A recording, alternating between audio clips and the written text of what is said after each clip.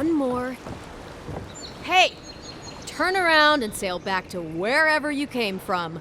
This dock is reserved for the Imperial Envoy. And she's late. Probably died at sea. Good riddance. Wait, you're the... Oh, fuck. Nice. Forgive me, Envoy. I meant nothing by it. A slip of the tongue. Can we start over? Name's Cynric, captain of the local militia. We're a scrappy bunch, but we know our way around Paradise. Unlike most Adirans who couldn't find their ass with both their hands. Oh, present company excluded. They told me you were godlike, but I didn't know what to expect. Your face, it's so...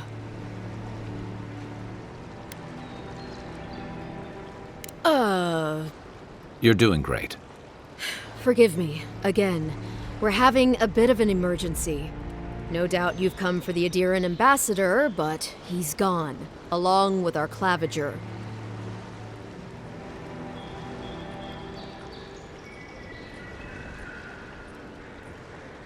Well, he's the closest thing we have to a local authority. Part keeper of the keys, part bald fist. Paradise's mayor, more or less. Most people out here aren't fond of established hierarchies and titles. So, we made up some new ones. No, there's some kind of blight in the wilderness and rumors of plague. They went to investigate. Nature has a mind of its own in these parts. When the ecosystem changes, we ask ourselves how and why. Leaderless and rudderless is the natural state of things in Paradise anyway. Keeps things interesting.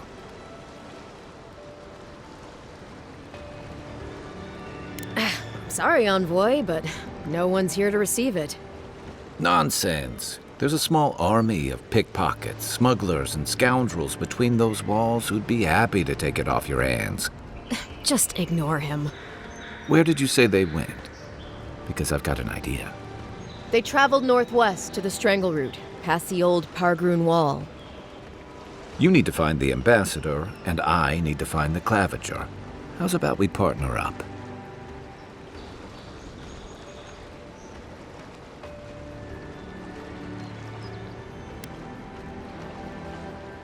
Name's Kai. I've been a soldier, a sailor, and a halfway decent baritone. He's a troublemaker, but a damn qualified one at least. I knew you had a soft spot for me.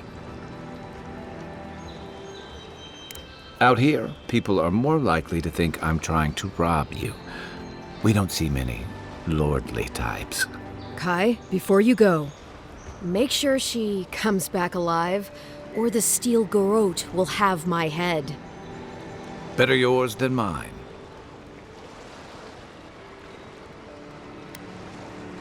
The steel garrote are here as guests, helping Adirans like yourself keep the peace. Or so they say.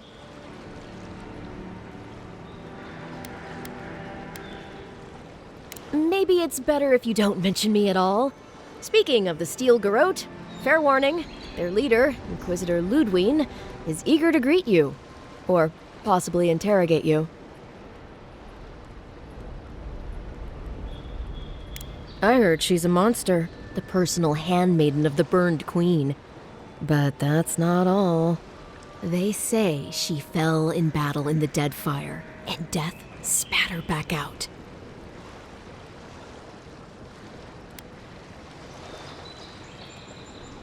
Not if you value your life. We'll have time to worry about Ludwine later.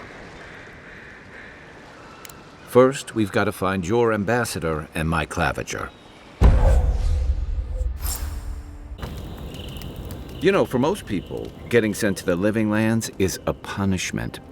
But, according to Cynric, you're the personal envoy of the Emperor of Adir himself. Quite a position.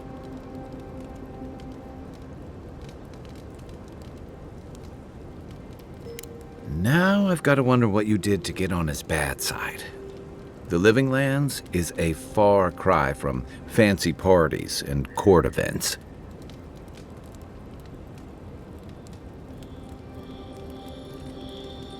The living lands won't disappoint in that regard. Though I should warn you, you can't rely on charm against Azorup.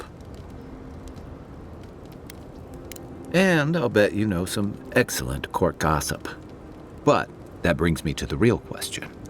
Why would the Emperor of Adir send a noble all the way to the living lands?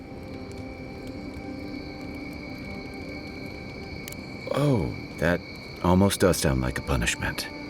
I don't know how you investigate a so-called plague of the soul, so better you than me.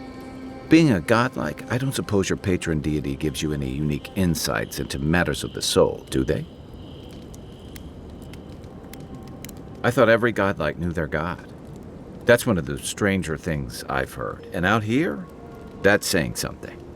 Sorry, these are unusual times.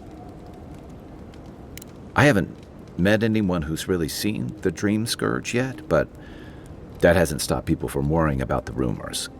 Refugees are flooding in from outlying regions. The guards are restricting access to the city. And people are making offerings to the gods for everything from hangovers to indigestion, just in case.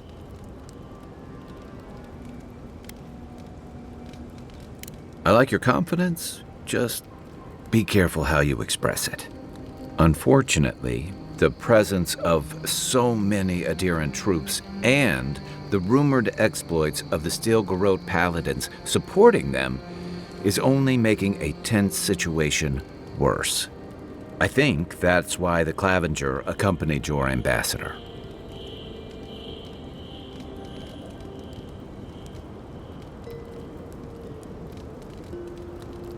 Exactly.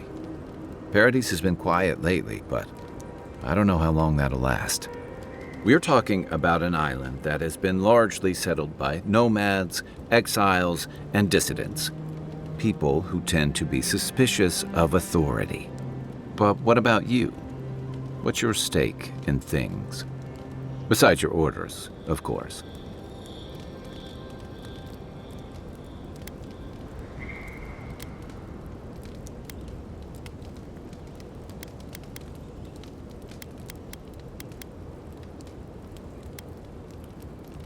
Someone once told me you need more than a little crazy to last out here. I get the feeling you'll fit right in. I'll let you get some rest, but thanks for talking.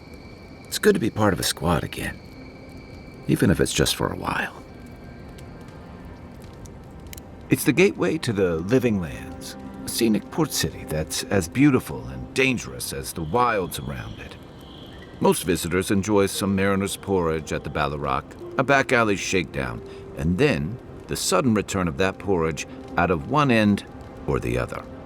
Then, if they've got any sins, they turn around and take their chances back where they came from, with authentic tales of their adventures in the living lands.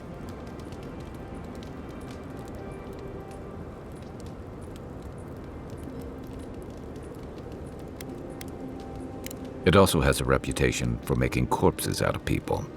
These days, we have a few more would-be adventurers trying to leave their mark on the place. The living lands means a hard-won second chance for the people who settle here. But first, you've got to survive it. And the island gives no quarter.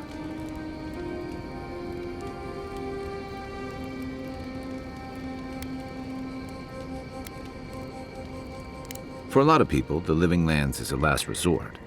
They come fleeing war, debt, famine, the law. Take your pick. For others, it's freedom. To seek glory, to redefine yourself, to live in a way you can't, maybe even on pain of death wherever you come from.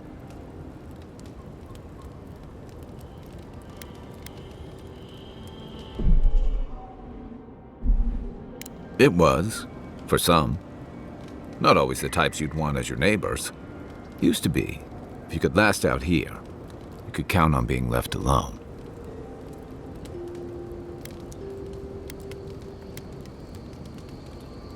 Dangers in the wilds is nothing new out here, but something about the Dream Scourge is. And if that weren't enough, a lot of people aren't too keen on Adir's presence and affiliations out here. Ilgard's new embassy and his alliance with the Steel Garrote smell like the authority and order that a lot of people came here to leave behind. But I don't mean to put that on you. I imagine you're tired of having to answer for every Adiran who sneezes into somebody's stew. They say people afflicted with it have strange, vivid dreams and start confusing them with reality. What starts as a light daze becomes severe disorientation and eventually a bent towards chaotic violence. And then, fungal growths take over your body. So Dream Scourge.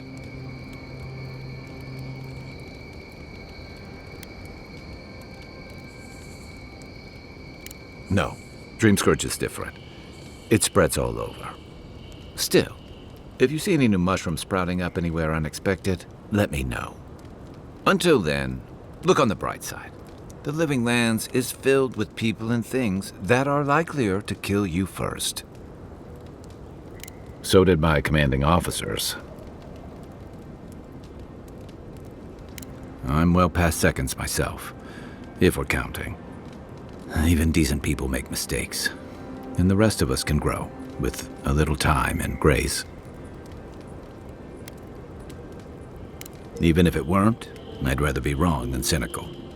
Anyway, if this place can't give us misfits and screw-ups a second chance, what hope do we have? That must have been 6 years ago now. I guess I was drifting, looking for a change. I was living in a settlement called Thirdborn. It's a rugged little place, lots of Rawatayan expatriates.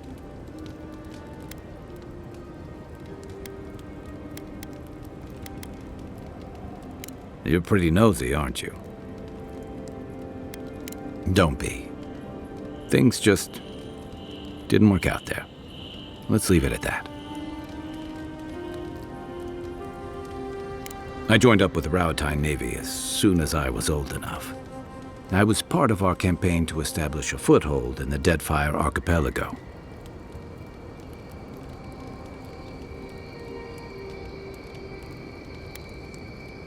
Part of a long-term effort to reclaim our ancestral homeland and feed Rawatai from Deadfire's fertile soil. I believed in that mission. Additionally, we were helping Deadfire, bringing organization to the pirate-ridden archipelago and civilization to our distant Wana cousins. To Adir bringing order and civilization to our lawless frontier? Then I hope you learn from my mistakes faster than I did. The Huana didn't want us there. We spent almost as much time fighting the tribes as we did pirates and Wilder. And it was hard to see how any of our fighting and dying was feeding people back home. I'd always heard that war was supposed to temper us, strengthen us, but I didn't see that either.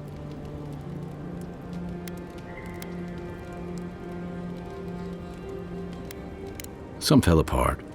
Some bought into the cruelty that our continued presence required. Others didn't buy into it, but went along with it anyway. And that bothered me more somehow. I deserted. And I bounced between different mercenary companies for almost 10 years.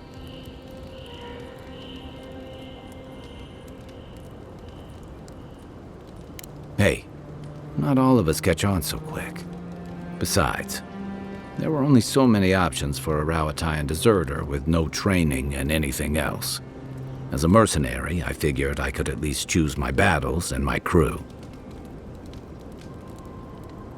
I ended up here, didn't I? It was more of the same. The only comfort was being part of a squad. By the time I came to the Living Lands, I'd seen enough, had enough. I did. Yeah, for a while. Look, if I can give you some hard-won advice, stay on your toes. You're in a difficult position. Whatever your role asks of you, make sure it's something you're willing to give. Because you're the one who has to live with the consequences. Hey, advice is easy. The hard part's all you. By the way, now that we've gotten to know each other, let me know if you want to train together. I've been watching your form, and I think we could learn from one another. Yeah, I've watched your form as I've gotten to know you, and it's excellent. You're smaller than I am, but I picked up a few tricks from seeing the way you move on the battlefield. I'm happy to return the favor if there's anything I can teach you. I've noticed. That's it. You got the hang of it. I look forward to seeing what you can do when we get back out there tomorrow. In the meantime, get some rest.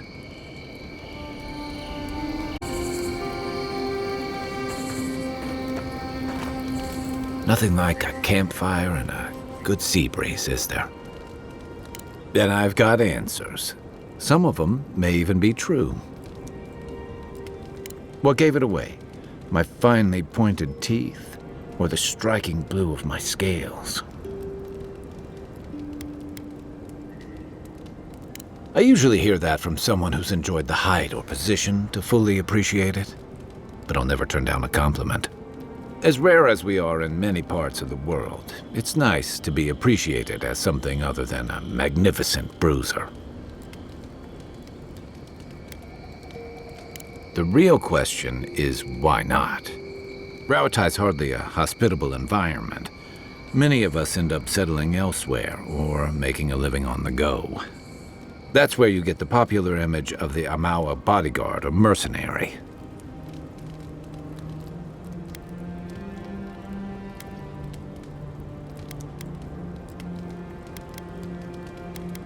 Don't sell me short. I've also been a drifter, a middling carpenter, and a terrible card player. We should play sometime. I'll show you. Then you must have come during our sunny season. Lashed by storms and battered by waves. We call it the rough country. And old trenchers say it's made us who we are.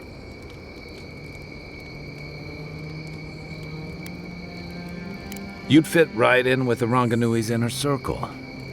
It's true that the same things that make Rauatai a difficult place to live have shaped our people and our kingdom. Our coral masons have built living harbors and fortifications along the coast to protect our ships and shelter our cities. For all our shortage of fertile soil, Rauatai's land is abundant in saltpeter, copper, iron, most of the other materials you need to outfit your military with weapons and cannons. We value struggling and striving together. It helped us survive and build one of the most powerful navies in Aora.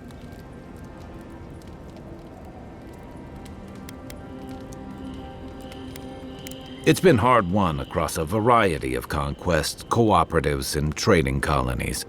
Some of the traditionalists worry that prosperity is making us as complacent and soft-handed as our rivals.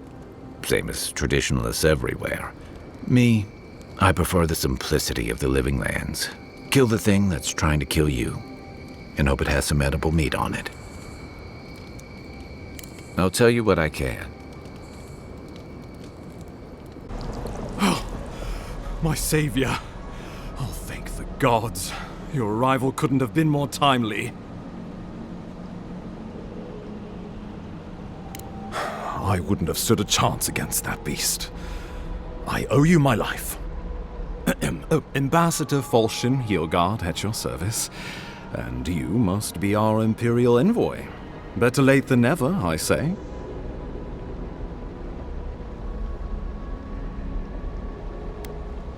Keep it close until we're back at the embassy.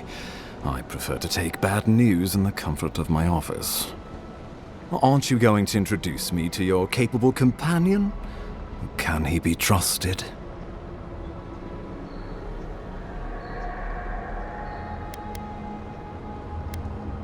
Or did he now? A little faster, and we might have been able to save Clavenger Aemon, too. Happy to have been of service, nevertheless. I'm charmed. I take it you had business with the Clavenger? Poor fellow. It was the bear that killed him, of course. This wilderness has been a little too wild of late.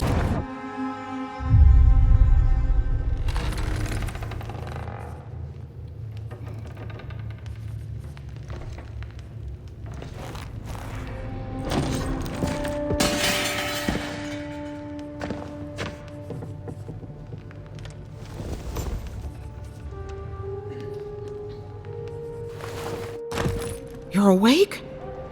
Thank the gods. For a second there, I thought I had a problem on my hands.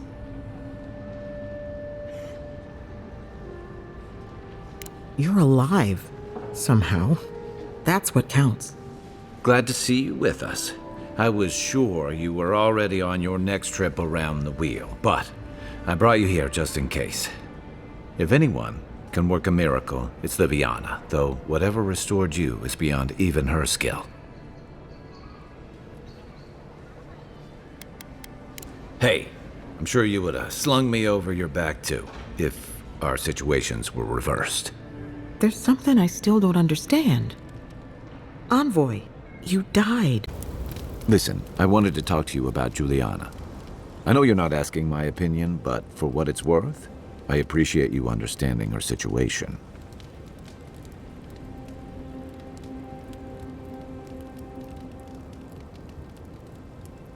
I couldn't agree with you more. Out here, you've got to live and let live. Principles are one thing, but you can't let them get in the way of basic decency. I wish more of your countrymen took that view. Rebellion's more like our natural state of being in the living lands. People on the island don't much like being told what to do.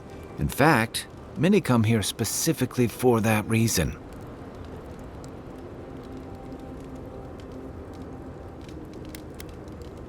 Don't speak too soon, because they may have followed you here. Paradise used to be a lot more violent. Now, bandits like the Sparrowhawks at least have to limit their activities. Of course, that change has come thanks to Ambassador Heelguard's adherent troops. And the Stilgarrote. Ludwine and her paladins have been busy in the hinterlands. It's all rumor and speculation, but I don't think they're making your cause any friends.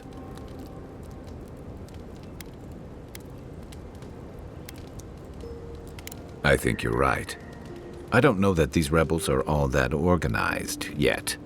But where there's foam, there's rocks, as the saying goes. Good thing you're asking the expert. Listen, this is something I never thought I'd have to ask, but can we talk about you coming back from the dead?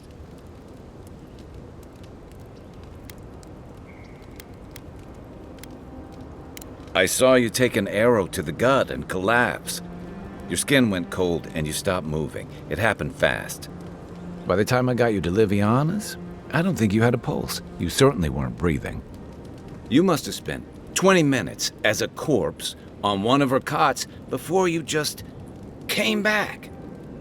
What did you see while you were gone? What do you remember?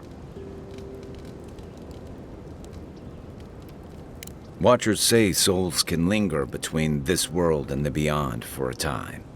I've seen Runid talk to them a few times, almost in a trance.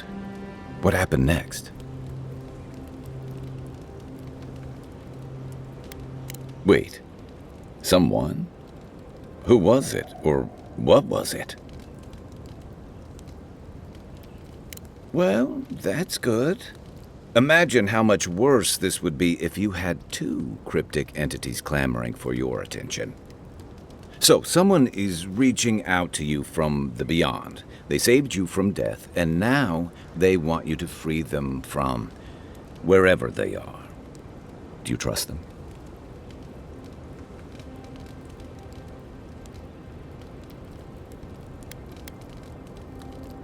Even if you wanted to leave them there, I get the feeling they're not going to leave you alone. Well, even in the land of the strange, you have had the strangest experience I've ever heard of, and you haven't even left Dawnshore. That's quite a feat. Me neither. So, this whole time you were in the beyond, and then you were just sent back. Do you think there's a way to bring people back from the dead? Yeah, probably not. Still, thanks for humoring me. You must be tired. I know I am. Hopefully that Watcher Runid will have some answers for us. For now, let's get some rest. Shoot. You're asking me? I'm not much of a gossip. Okay, who do you want to know about? Long enough that he's got a good roster of stories about my blunders in the wilds, which he'll remind us of constantly. He's got a soft heart under that gruff exterior. He feels things more deeply than he lets on, so if he burns the stew one evening, maybe don't mention it.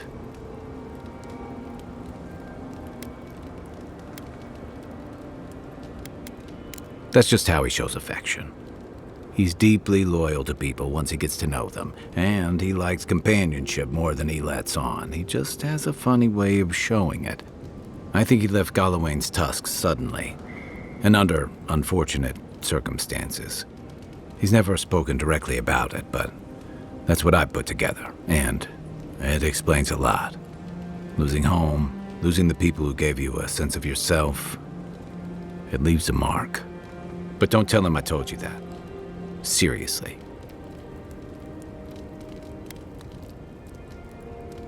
Yeah, given everything that comes with being an envoy, I bet that's especially refreshing for you.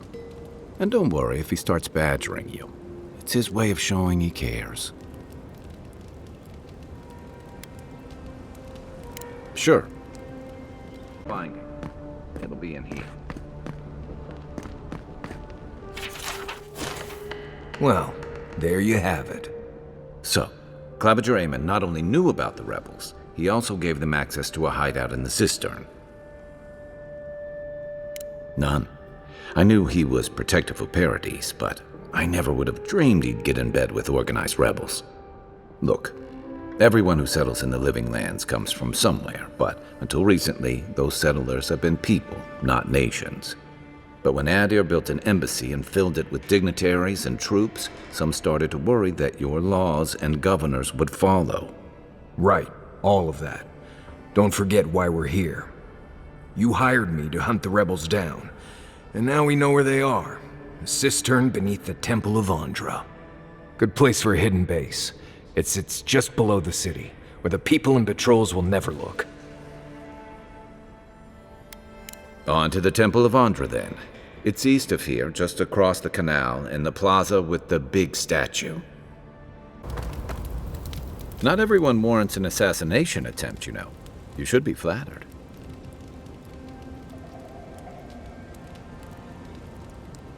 The Adiran court's more interesting than I had assumed. More cutthroat, too. It's a shame. As odd as it sounds, I think he really would have left you alone.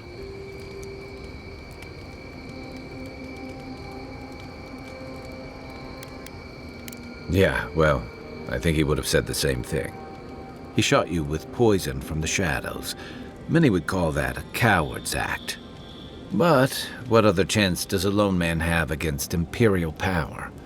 And who fights fair when survival is on the line? Don't mistake me. I'd like to be wrong. I'm afraid we haven't seen the last of this conflict, though. Eagwolf isn't the only hothead in the Living Lands, and he's certainly not the only one with his hackles up about all you Adira newcomers. And Ludwine and the Steel Garrote are only making matters worse.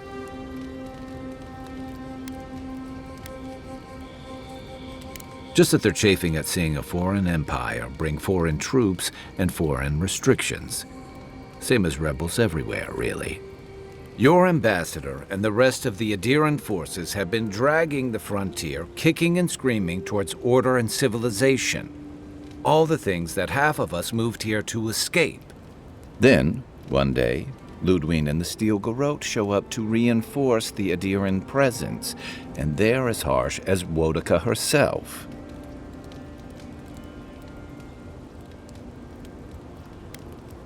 Mine, too. I understand discipline, but you've got to know when to give. It remains to be seen whether Ambassador Hilgard and Ludwine are rowing in the same direction. But I fear there's trouble on the horizon, especially if the Steel Garrote's tactics win out. Nice to know I'm in good company.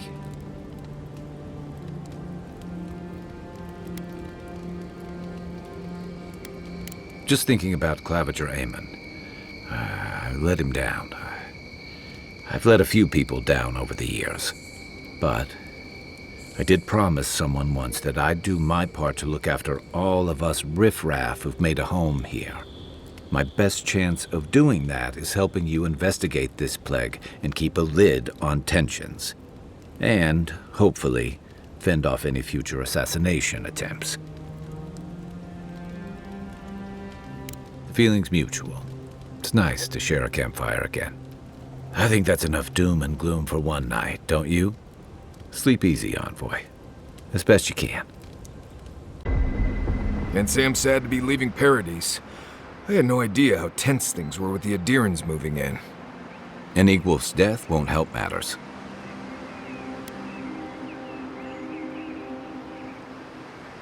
Either way, you're safer with him gone. Regardless, the Steel Garrote will see this as an excuse to crack down. I get the feeling they've been looking for one. Steel Garrote? I figured they're just more intense Adiran soldiers.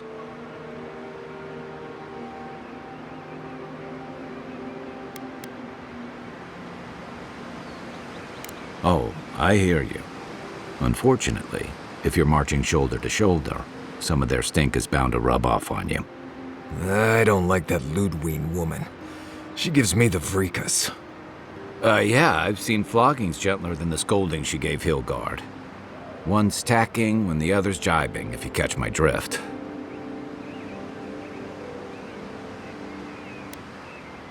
And that's gonna mean trouble for everyone around them before long. Then it's a good thing we're getting out of the city. Yeah. Much as Liviana misses our company, I wouldn't count on your mysterious friend reviving you a second time.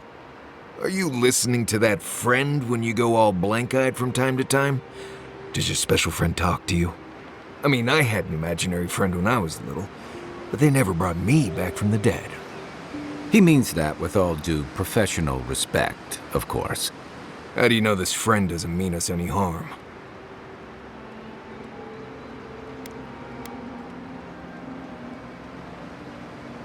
So they do mean us harm.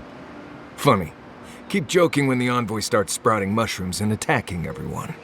Easy, Marius. Whatever this is, I don't think she has the Dream Scourge. Well, you can't fault me for being thorough. We're headed to Fior Messi Verno to see if the Animancers know anything about the Dream Scourge, right? Maybe we'll learn something about your condition in the process. Right. When it comes time to deal with Animancers, you two are on your own.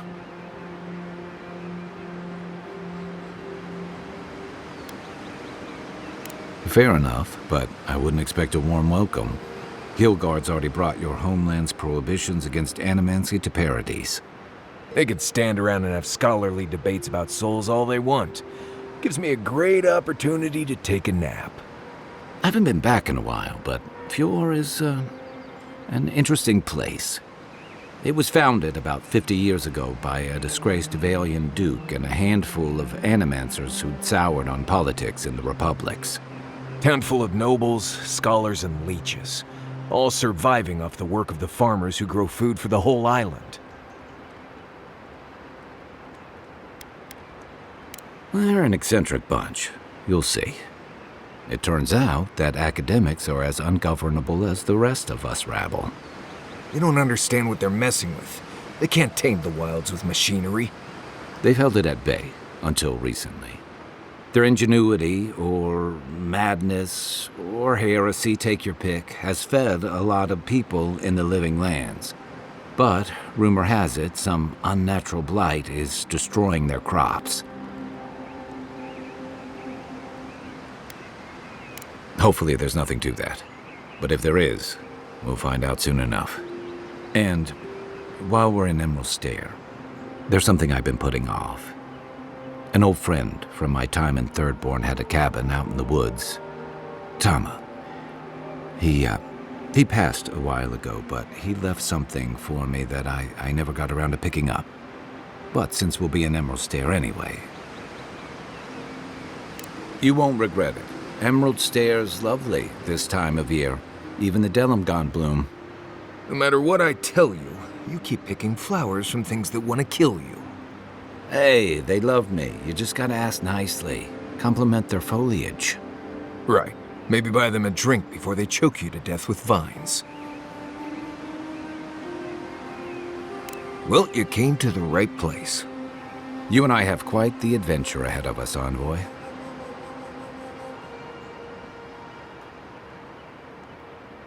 That's the spirit. What about you, Marius? What's next?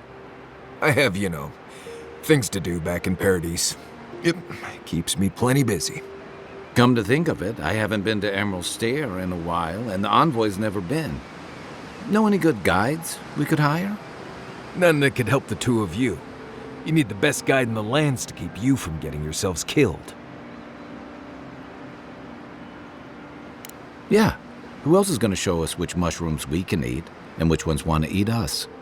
Now that you mention it, you're gonna need my help if you're traveling through the lands with this Nimdut.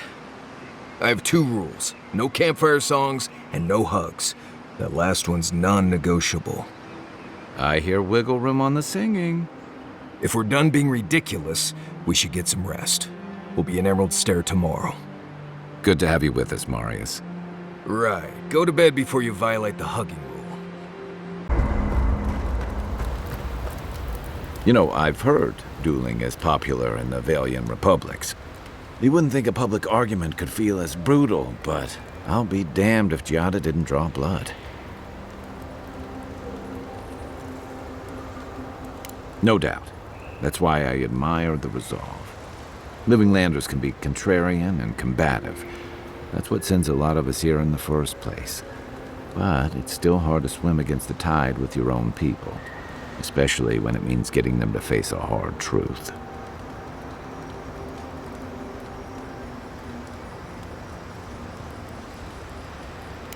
You make the wild sound downright peaceful by comparison. I'm impressed at anyone who can survive that, or break out of it, like Giada. She knows who she is and what she believes. She's got more clarity and conviction than I had at her age. She has more clarity than you have now. Hey, I am a willing victim of my own delusions.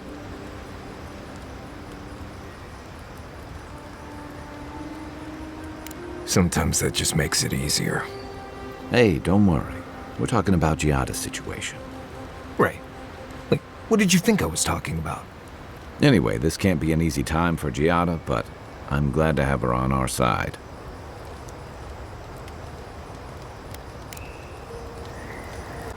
There.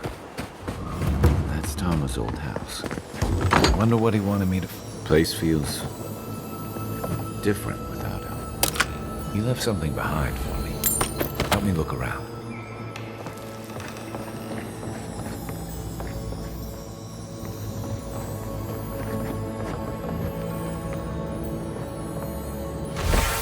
So much here reminds me of Tama. It's strange to be back without him.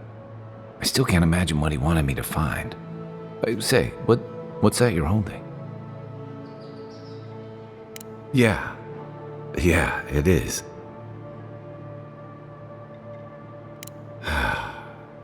Damn you, Tama. Damn you. I carved this for him years ago. I had no idea he'd kept it, let alone...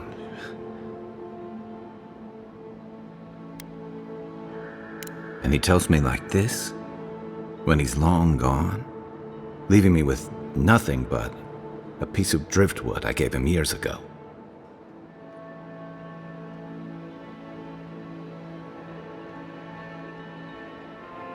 Would be if he just told me. I never gave him any reason to be coy. And we knew each other for years. We were close.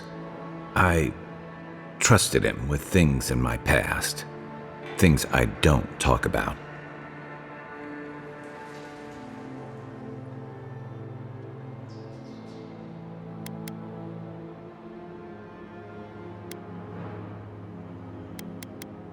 What do you mean?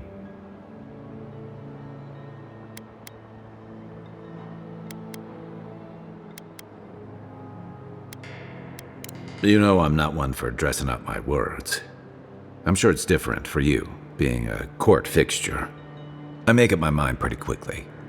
I spend my time with the people I like, and don't waste it on the rest. Tama was the same in a lot of ways. I should know. He spent most afternoons with me. Oh.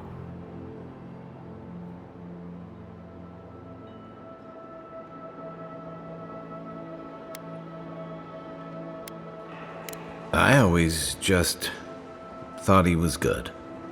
Better than I deserved. I'm a coward, Envoy. I let him down. He was always there when I needed him. But when he needed me, I can't ask him now, can I? I'm sorry. I don't mean to take this out on you.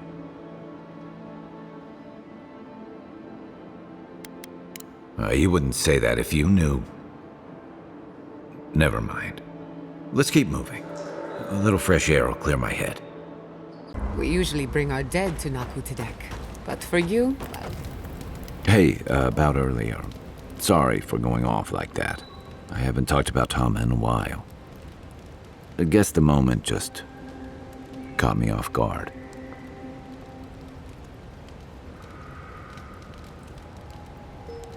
First time for everything, huh? And troubling. What was it she said? The Steel Garrote will ensure the safety of Adiran interests?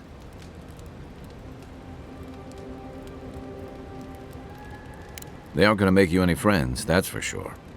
Stay sharp. A storm's brewing. And better if we can find it before it finds us.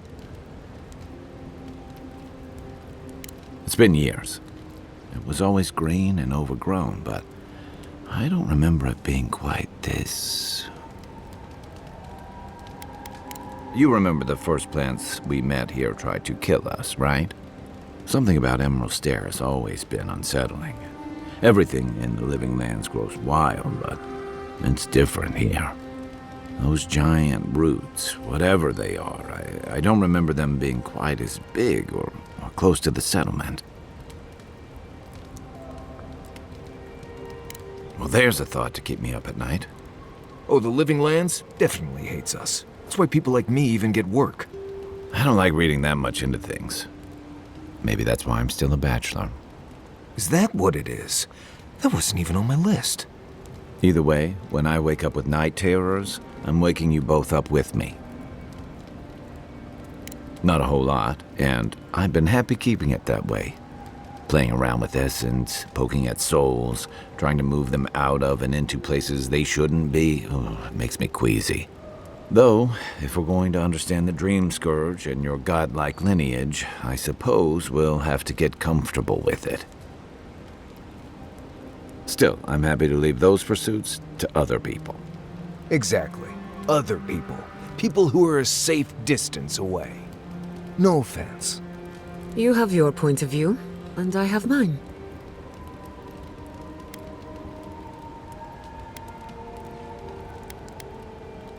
Not the same way Adirans do. We've got no laws against it. I've just always felt more comfortable with things I can see and grasp for myself. Don't get me wrong, most animancers are nice enough people. But even nice people get strange ideas from time to time. Should I break out the booze? You're asking me? I'm not much of a gossip. Okay, who do you want to know about? She's got a lot of heart, and she's loyal to her people and their principles, even when it costs her. Giada's lost her home, but kept her resolve. It takes a special kind of person to weather what she has and emerge stronger for it. She'll have a lot to figure out after all this, but she's gonna be okay.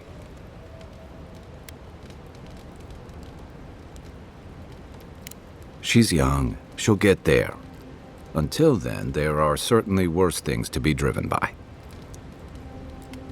Okay. But only if you let me turn that question around once I've answered you. I think you've been trusted with a nearly impossible task. When we first met, I thought that was because you made some powerful enemies back home. But as I've gotten to know you, I think that if anyone can stop the Dream Scourge, it's you. At the end of the day, I'm proud to fight alongside you. And there you have it. Your turn now.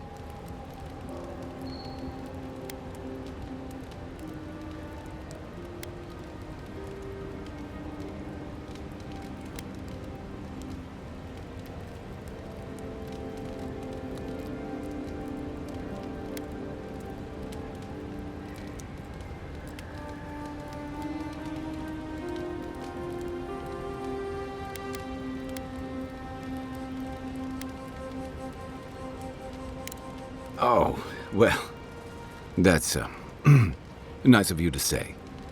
I don't mean to be rude.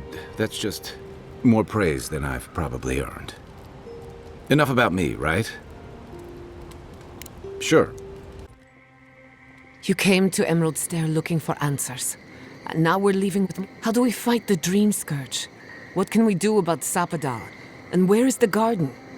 Not to mention, why the Steel Garrote burned my fucking home to the ground. You're not the one who should be apologizing. I will not forget Fiorme Siverna. Everything it was, and everything it could have been. And I will never forgive. Never. So on top of the Dream Scourge rotting your fields and turning kith and beast alike into monsters, now we've got a Deathguard Inquisitor and the Steel Garrote dogging our steps. Do you think Ludwine will try something similar in Thirdborn? Thirdborn's a rugged place that attracts rugged people. Lots of Rawatayans, scramble routes with no prospects back home, washouts from military or mercenary life, sailors in search of steady ground. Add to that a motley assortment of pirates, free spirits, and people who like living under the loosest grasp of the law, and you've got Thirdborn. But rumor has it something's amiss in Shatterscarp. Strange dreams, disappearances, people wandering into the desert and never returning, or coming back, changed. That's what I'm afraid of. At least that tells us we're on the right track. This Dream Scourge is one of the weirdest things I've ever tried to hunt. Right, the garden. Sure. Everything we learned in Naku Tadek points us to the garden. Thirdborn is just a stepping stone. But we don't know anything about the garden. It could be a myth, or a metaphor. Whatever the garden is or isn't, it's our only lead. We find the garden, we find the Dream Scourge.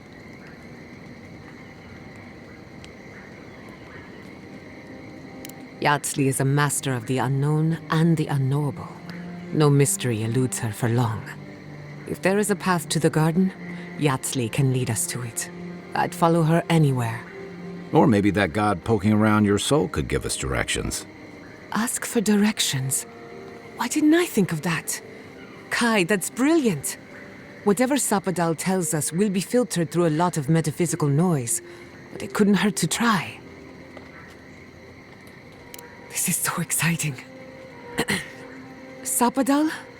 It's Giada. Giada Castel. If you're listening, could you please tell us more about the garden? Castel. Why does this name sing to us? A voice through murky water. The garden stifles the notes we cannot reach. The branches bind. Did you get anything? What? No. They must have confused me with someone else. Clearly your link to Sapadal isn't as strong as it was in Naku Tadek. But I'll take it over nothing. I'll pass. I've heard too many ghost stories that start this way. Right. If I wanted to waste time, that's what I carry a flute for. Just me then? Really? No one else has a question for the god of the living lands? Fascinating. So let me see if I got this straight. We're looking for the garden, which might not exist. Our best lead is Yatsley, an eccentric scholar who's gone ahead to Thirdborn, where the Dream Scourge may be ravaging. Don't look at me. I was fine going back to Paradise. Stop. You're aggravating my ulcer. Listen, I hate to ask this, but while we're in Shatterscarp, there's something I need to do. Something I owe Tama. There's an old battlefield near some Pogrunan ruins. Area called the Shark's Teeth. Tama lost his badge there. I need to get it. Thanks. Takes courage to go back for something you lost. I wouldn't have it in me. Get some rest. Sleep is good for the soul.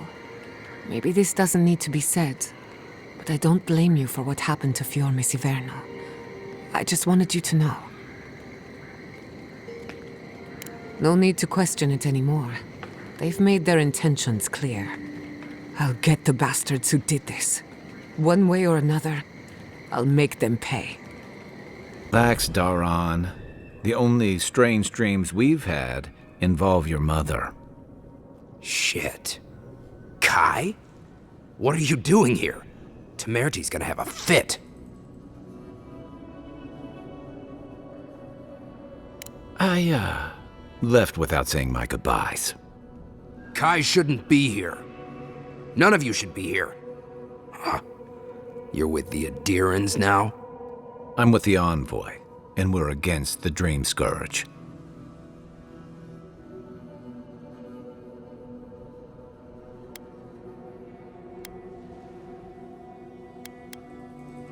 That's basically hello around here. Well, we normally are, but it's been dream thralls up the ass for weeks. Not that it's a problem for you. I've never seen anyone fight like that. Are you smoking Svef? The Adirans raised Fior. We'll be next.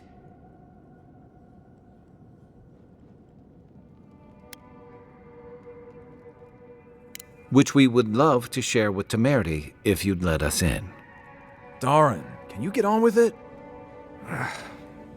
Fine. All right. I can't keep you out if you're not sick anyway. We just have to take precautions. Everyone in Thirdborn has lost someone. Pass on through, but report any symptoms you see to the Tiranui. They're responsible for keeping law and order around here. That's the problem with the Dream Scourge. When you find symptoms, it's already too late. We better get to clearing out these corpses. We'll need help. There's too many to haul off between... Let me think. Thirdborn. If it weren't for the Leviathan skeleton in the middle of town, I'd hardly recognize the place.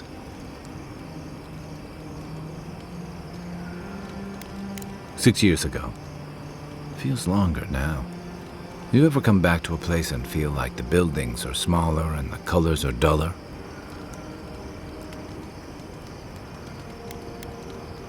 No. Well, yes. But it's more than Tama. Thirdborn was always this rugged oasis. Dangerous and out of the way, but bursting with vitality. It was a harbor for larger-than-life types. People like Capo, the Leviathan Slayer, and Tama. Glory seekers, trophy hunters, warriors trying to leave their battles behind. People who built around their stories and their scars. All that vigor's been wrung dry. Being back, it felt like we were watching Thirdborn die a slow death.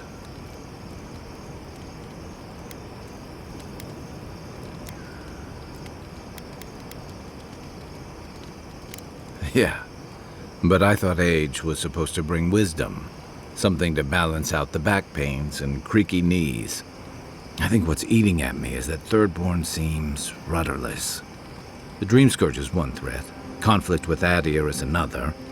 The Living Lands is changing, and Thirdborn feels like a barnacle on a moving ship. Temerity's leading them as best she can, but towards what? What are we doing out here besides surviving?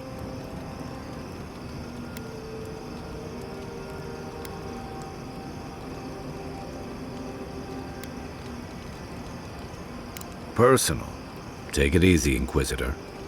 What about you? You were sent by your Emperor to investigate the Dream Scourge. Since then, you've died, met a secret god, and gotten swept up in tensions between your empire and our scattered settlements. You've been consistent. You brought Egwolf to Adir's justice, and the Steel Garrote's attack on Fjord went forward. Do you know what you're sailing towards, or are you drifting with the tides? That kind of clarity is rare. Thanks for talking. I hope Thirdborn is able to find its way somehow. A marker of his service to Thirdborn's defense, and something that helps his comrades identify his remains, if needed. You always hope it won't come to that. You hope it won't, but you know it might. It's an old Rauatayan naval tradition that Thirdborn's kept alive, and another debt I owe him. Where to start? It's a huge desert full of sandy wastes, canyons, and highlands. On a clear day, you can stand at one of the overlooks to gaze straight across the great sand sea and see no end to the dunes. Yeah, it's dangerous and stark. A lot like Rauatai, but in a different way. Sandstorms instead of typhoons. Guess that's part of what I liked about it. Familiar, but different. The story goes that a lot of the first arrivals were Rauataians without other prospects, too low on the ladder to take over the family trade, too poor to learn another. Exactly. Rauatai's an inhospitable environment, to say the least, so my people have a proud tradition of seeking our fortunes elsewhere. Rauatai's got a big navy that always needs fresh blood, and there are plenty of opportunities for large, colorful mercenaries and bodyguards all over Aora.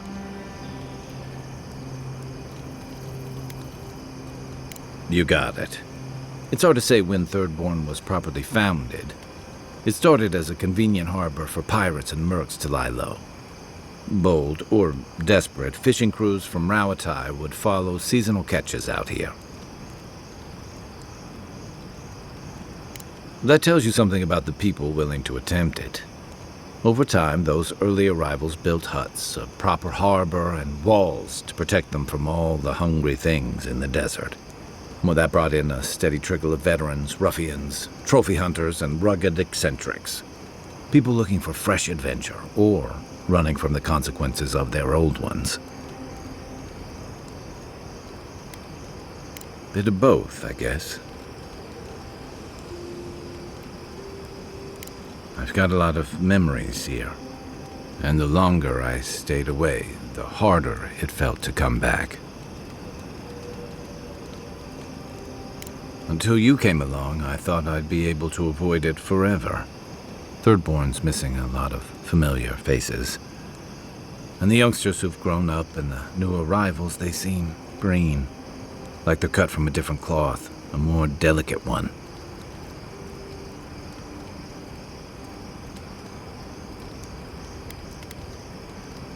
I guess a lot's changed in 6 years. Thirdborn's only survived because the people were tougher than the wilds. I just hope the people living behind those walls know how to keep them standing. My favorite subject. You're asking me? I'm not much of a gossip. Okay, who do you want to know about? You know, just when I was thinking our little group was getting too solemn and serious, we met her. Sometimes I think she lives in her ruins and grimoires rather than in the real world with the rest of us. But she keeps things interesting and keeps us on our toes. What's more, she's a good friend to Giada. And Giada's a good influence on her.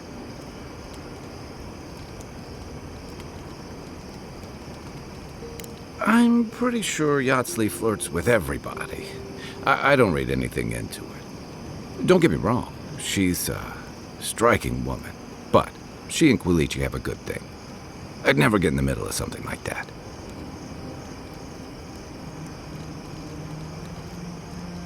Yeah, and both of those subjects fly way over my head. I prefer dealing with things I can see and make sense of. I just hope she keeps some part of herself grounded with the rest of us. She's brilliant, but I worry that the real-world consequences of the forces she plays with are academic to her. Maybe I shouldn't. Sure.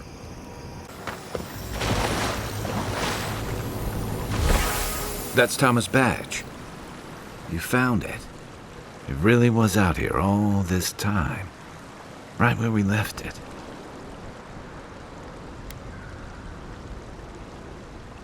Hard to know where to start. Reminds me of old times. Long marches under the desert sun. Scouting runs through sandstorms so thick we had to tie our tunics over our mouths.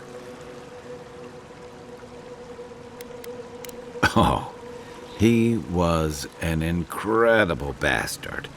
Led the defense of Thirdborn, which meant he also led most of our patrols. He'd wake us up before dawn with the most off-key singing you've ever heard and a pot of burnt merc brew. Only once I realized he was burning it so we couldn't taste how stale it was. He kept us marching until we had sand in every orifice you can think of, and a few you didn't know you had. Just when it felt like we were going to collapse, he'd call it and we'd make camp. And somehow, we'd all find the energy for a few rounds of cards or songs or stories.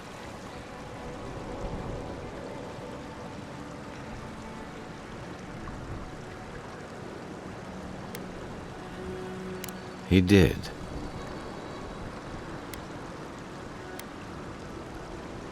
About what? He's gone. Talking won't bring him back.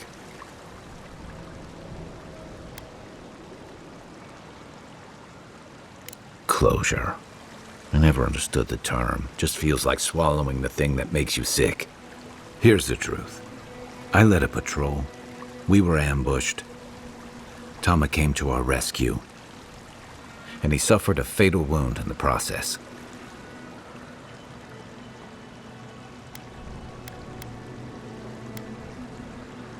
He was the color of an eel's belly. The stubborn bastard made it all the way back to Thirdborn. We got him a sickbed, but we knew he didn't have long.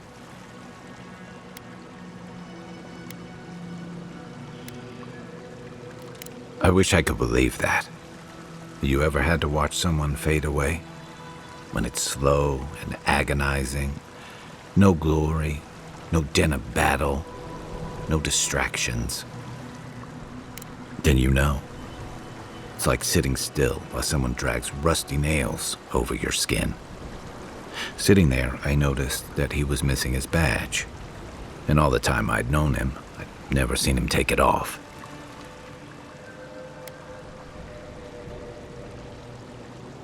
Cruel irony, isn't it? He comes to our rescue, and in the process, he loses the thing that marks him as a soldier.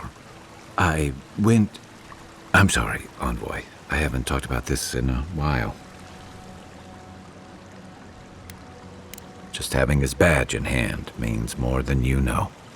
There's just one last thing I've got to do. There's a memorial site with some cairns on the cliffs east of Thirdborn. One of those cairns is Tama's. It's time I said goodbye.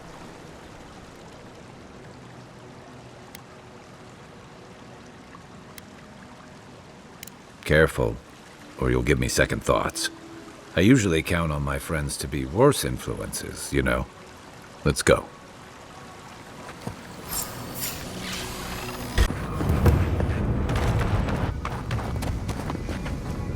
Thomas Memorial. Never thought anything could contain that man, you know? That booming laugh, that bottomless appetite, boundless energy. Now he's under a pile of rocks. Too bad that's the only part of him I know how to find. This is where you're supposed to distract me, lighten the mood with a wisecrack or something. Don't be. I don't know where to begin either. There's something I didn't tell you about Tama's death. Remember how I noticed he'd lost his badge? I went out. I told him I was going to go find it. He told me to stay. I said I'd be right back.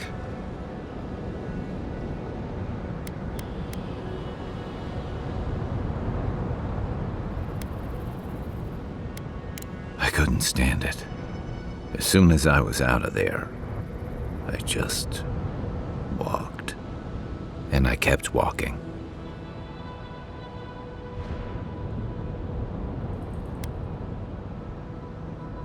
You're right. I used to think it would fade over time. But guilt's like a fine wine. Now you know why I never went back to his house in Emerald Stair.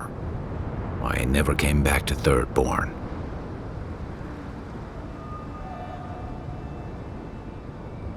At least I'm in good company. The truth is, traveling with you and Marius, getting to know Giada and Yahtzee, it's felt easy. Too easy.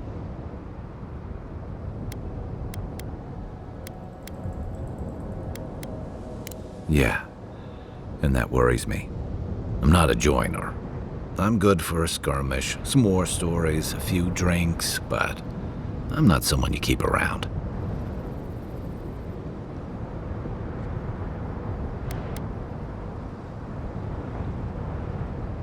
Better than the alternative. I let people down. I let them down when they're counting on me most.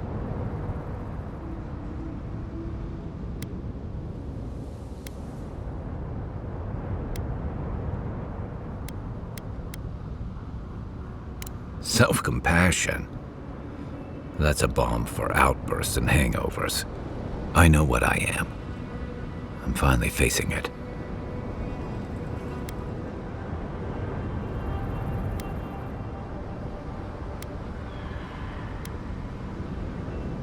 Except he's gone.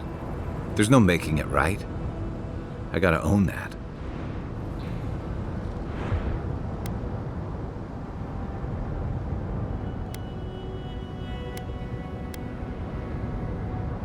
Of course I'm not.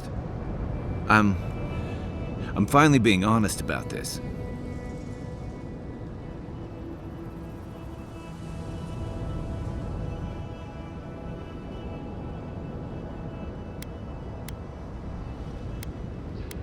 Because if he was right, that just makes what I did worse. If I could relive that moment, I don't know that I'd do any better.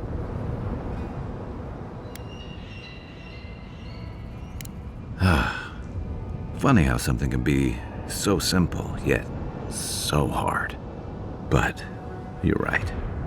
One of the things I loved about Tama was how he gave us all a fresh start. No matter where we'd come from or what we'd done. I drifted to Paradise, but never thought about where I'd go from this. I came to the Living Lands running. From storms, from war, from all the things those forces of nature make out of you. Maybe I'm done running away. I don't know what that means I'm running towards, but I think I'm finally ready to figure it out. Once we've stopped the Dream Scourge and dealt with the Steel Garrote.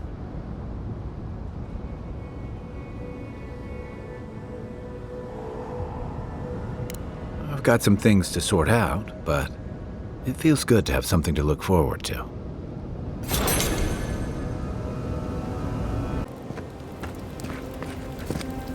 Listen, thank you for visiting Tama's memorial with me. I ran from that for so long. I never would have faced it without your help.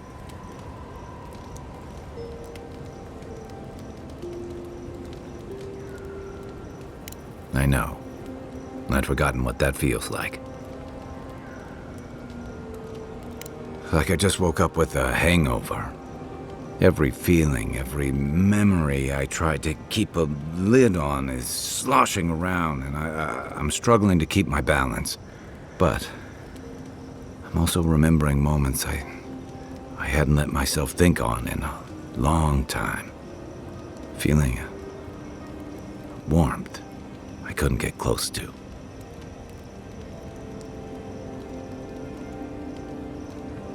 It's a process. We think of grief as a burden, as something to be conquered. After a while, it gets to be so familiar, It's almost a source of comfort. I wish this were another burden to conquer. That would feel easier. It's hard to imagine grief ever being a comfort, but I'll have to take your word for it. I'm sure you'll be fine. Thanks. I'll get there.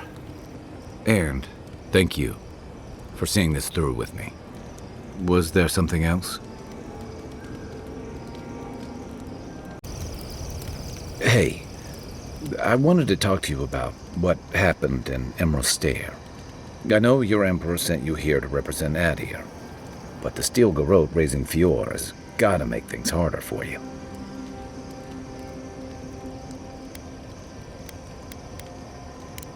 I mean, for you, personally. The cruelty we saw, it's hard to reconcile that with the place you've called home. I just wanted to know how you're feeling about all this.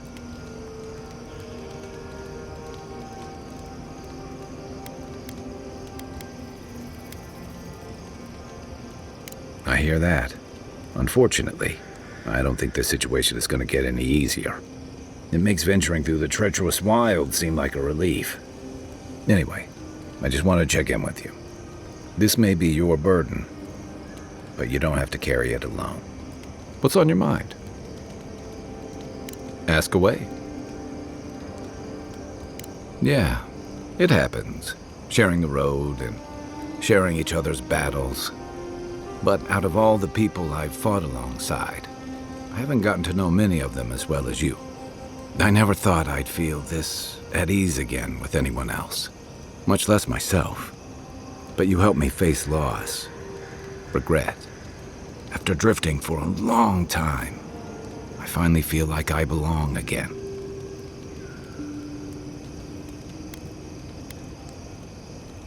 Thanks. I feel the same. You... Oh. Wow. I feel like an idiot. More than usual, I mean. Sorry, I just need a minute to get all of this through my thick skull.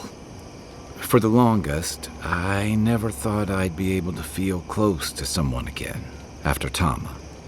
But don't get me wrong, I've been with plenty of other people since then. It's just never been more than a quick bit of fun. I'm sorry, I'm not very good at this. I'm staring into the rocks, aren't I?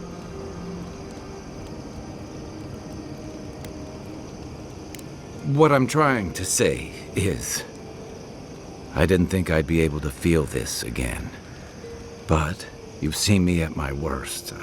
I've told you things I never admitted to anyone else, even Tama. And if you want to be with me after everything you've seen, and if you still feel that way once we've finished our journey, I want that too.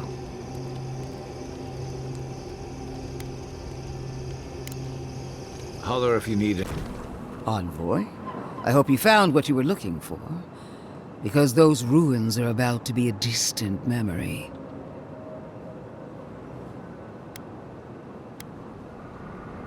I have eyes in every corner of the living lands.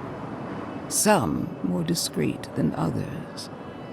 This is a spring from which the Dream Scourge flows, injecting poison into the veins of the island. No, a cleansing fire. Poison or cure? The same poison we burned out of Fior Messiverno. Stand by my side, and we can strike a blow at the Dream Scourge. And at Sapadal.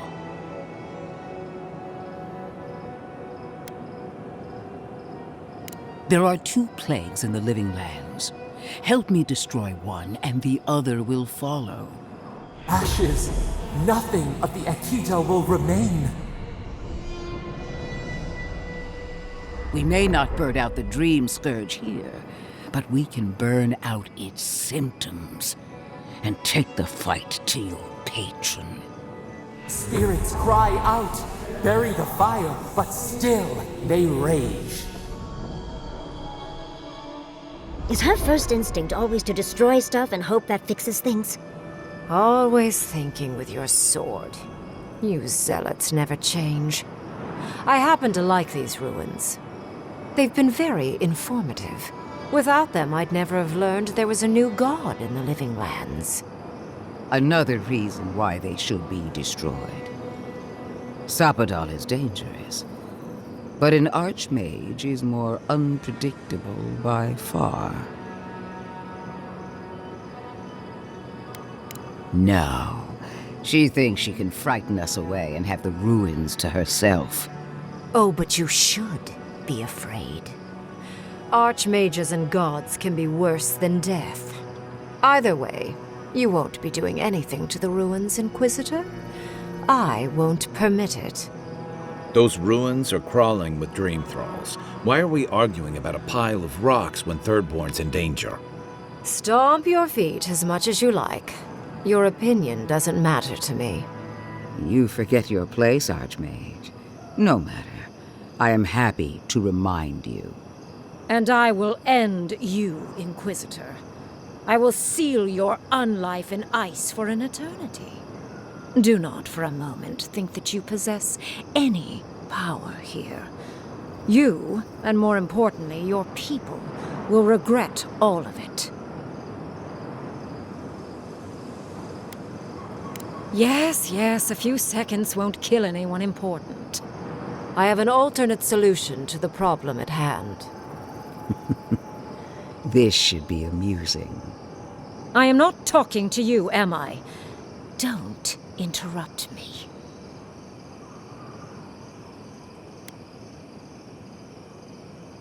Yes, honestly, it's quite simple. I can sever the connection between the Adra in the ruins and the rest of the Living Lands. It will isolate the dream-scourged essence and halt the creation of new dream thralls in Shatterscarp. But those that exist will remain. My solution will end the plague in this region, I believe, and keep Ludwine from having to do terrible things to those nice ruins. I knew I liked you for a reason. Yes, there is a catch. It's also what you may call a large one. Severing the Adra will require the use of a truly immense amount of essence, which, well, will result in a few deaths. A few deaths? What about Quilici? And the other Furians? And Quilici? Gentle sleep.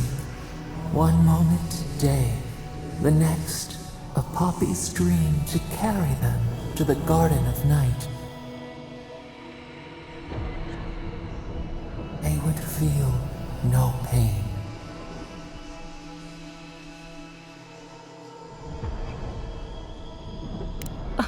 I'm so very glad you recall.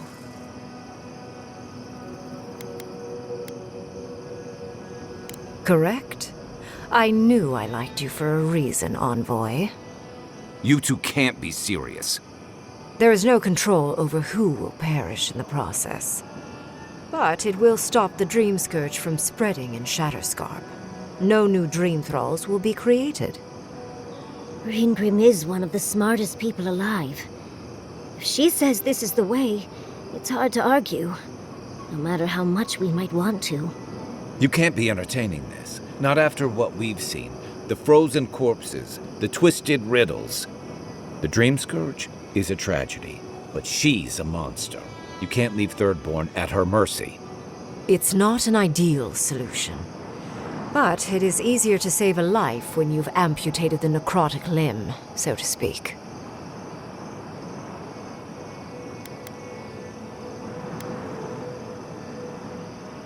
You surprise me, Envoy.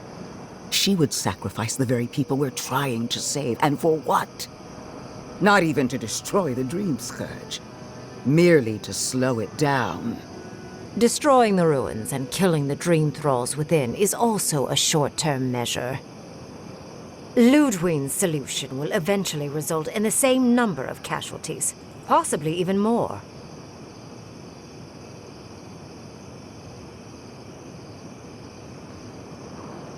If such an alternative existed, I'd have suggested it already.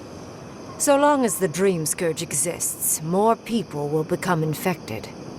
And the infected will take more lives, and this will continue indefinitely. She has no idea what the consequences of her actions might be. And neither do you. Envoy, I want to show you something.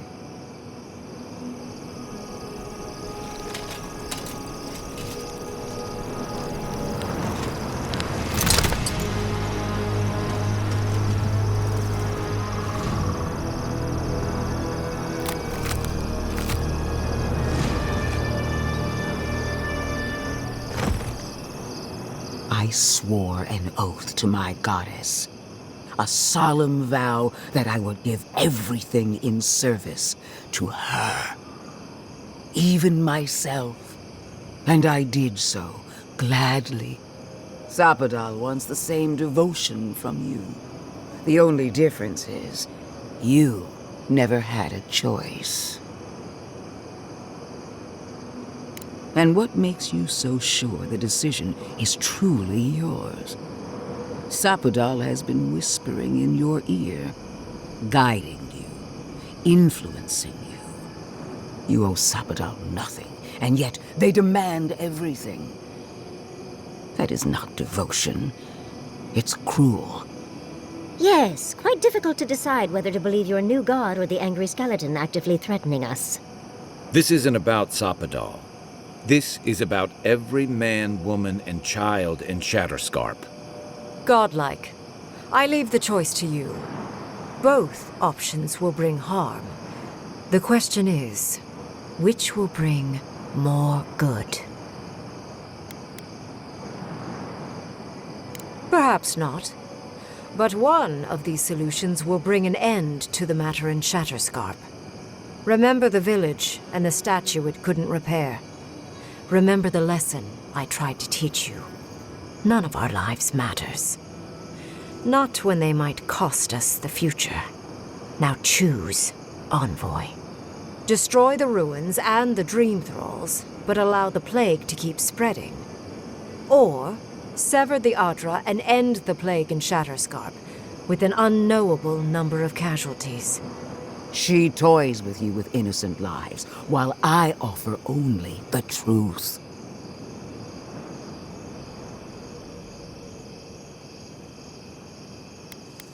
Good people die either way, but severing the Adra shortens their suffering, I hope. I can't believe I'm saying this, but Ludwig's right. I hate what the Dream Scourge has done to Thirdborn, but letting that Archmage snuff out even more lives is worse. Destroy the ruins, Envoy. Whatever comes next, at least it's something people can fight or flee. What? No! I will honor your decision, even if I think you're a disappointment. Your patron deity might object, but the living will thank us for it. Burn, destroy, we twine. Soldiers of the Steel Garrote, you heard her. Bring it down.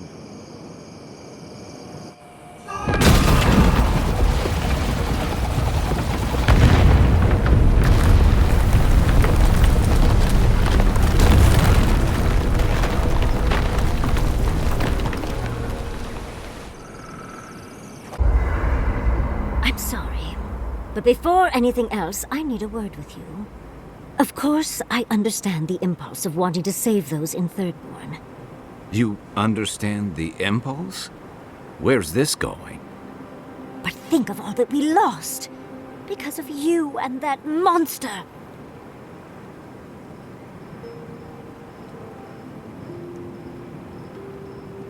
Again, I understand the impulse, Envoy, but you must think of future generations. Did you really just say think of the children to justify killing? I've heard enough. Even Ludwig wouldn't go that far. Ludwig is a fool. Her brain has rotted away with the rest of her. We have no reason to believe that the Dream Scourge has been stopped, by the way. It certainly hasn't stopped Dream Scourge from appearing everywhere else in the Living Lands. Then maybe we turn a few more of these ruins into heaps of rubble. I can't see anything good that's come out of them.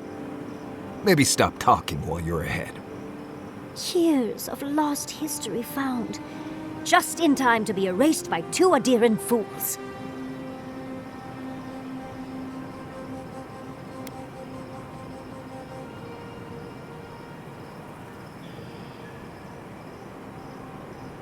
I trust Reengrim more than Ludwig. Reengrim knows more about the Dream Scourge than the dead woman burning down homes. I hate to say it, Yatsley, but we're not changing anyone's mind today. Let's talk later. Just the two of us. Fine, fine. You're right. It's done. Let's just focus on getting to the garden. While that parting is probably the closest Ludwig gets to friendly, I'm not looking forward to our paths crossing again. Frankly, I'll take any opportunity we get to ruin Ludwig's day. I'll say this much for the Inquisitor. She's stubborn, like a rat. And we gave her everything she wanted. I'd say we shouldn't stay on her bad side, but I'm not sure she has any other sides. You know her better than any of us. What's your read?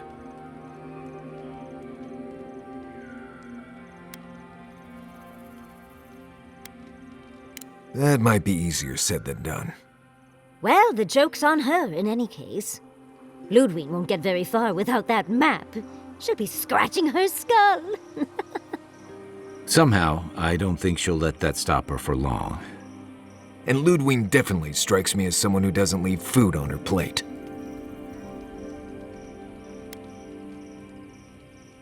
I believe it.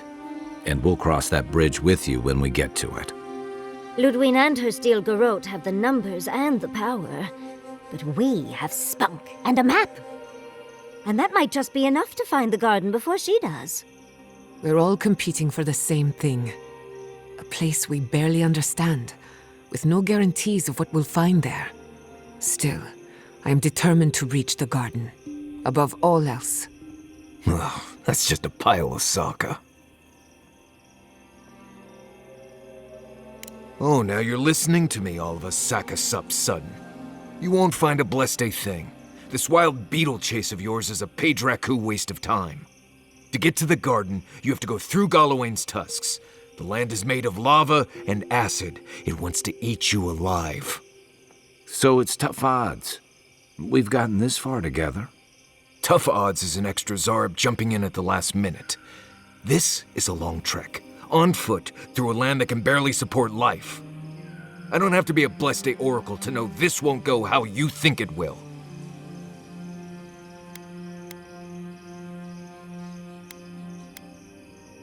Well, someone's got to do something about the Dream Scourge at the very least. And it has to be you, because a voice in your head said so. What do you know about Soppadal? How do you know you can trust them?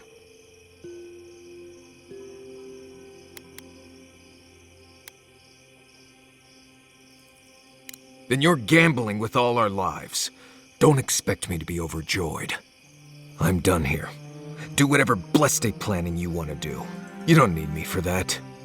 Let's just take a breath, Marius. You don't mean that. Nope. I said what I said. Come get me when it's time to go. Poor Marius.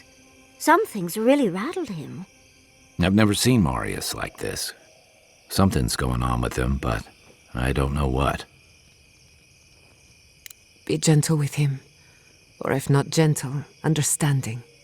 Well, hopefully Marius will be okay soon. We have to get going if we want to get to the garden before Ludwig.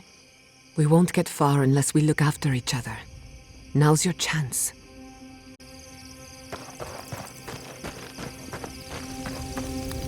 How is it that the air up... Never. The Pargrunen of Solace are notoriously suspicious of outsiders. Though, from the looks of this place, Solace's real concern has got to be keeping its people in, not keeping the rest of us out.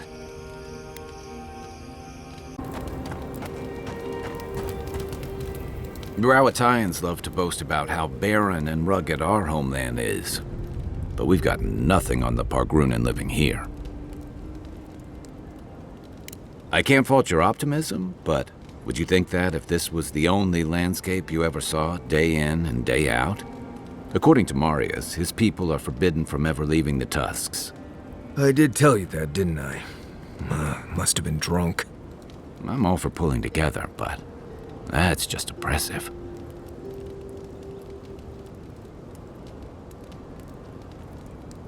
You're not alone. A lot of people in Solace would agree with you. Exactly. It's not a home if you have to lock people in it. Rawatai has a similar problem. Between the constant storms and the rocky soil, the lands never supported us easily. So, many of us find work as sailors and mercenaries. We explore the world as soldiers or as part of a trade mission. We venture out. We're encouraged to.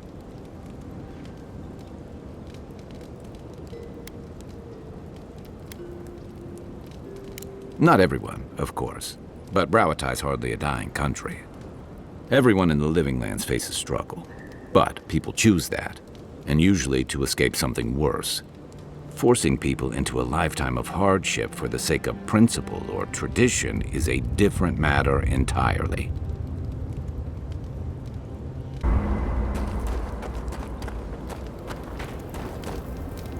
How is it that the air up here is both thinner and thicker?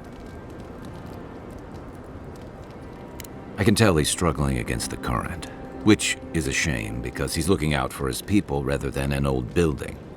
Tradition and history have their place, but I just can't see putting it ahead of the welfare of the living. But you're the envoy. I'm wondering what you think about it.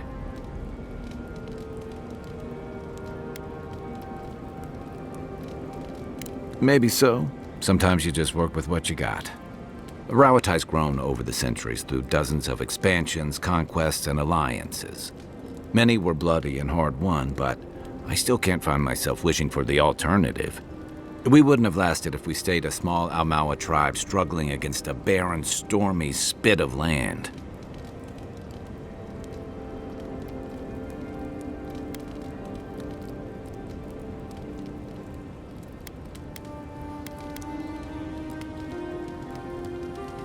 Some would, some wouldn't. You of all people would know there's no simple answer to that. The question is, do you really think Kostya and his people are better off sticking around here than taking their chances with Adir? Or striking out into the Living Lands?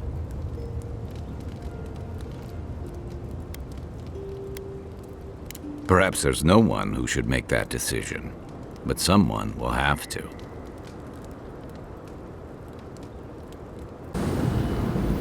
Help me destroy this witch. We can't risk someone returning and opening the gates. If the keep falls so that we might live, so be it.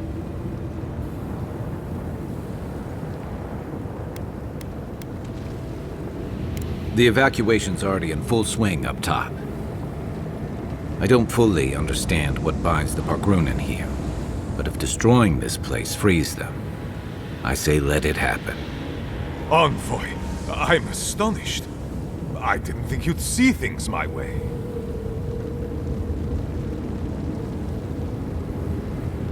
How can I agree and disagree with you at the same time? I don't know what to say.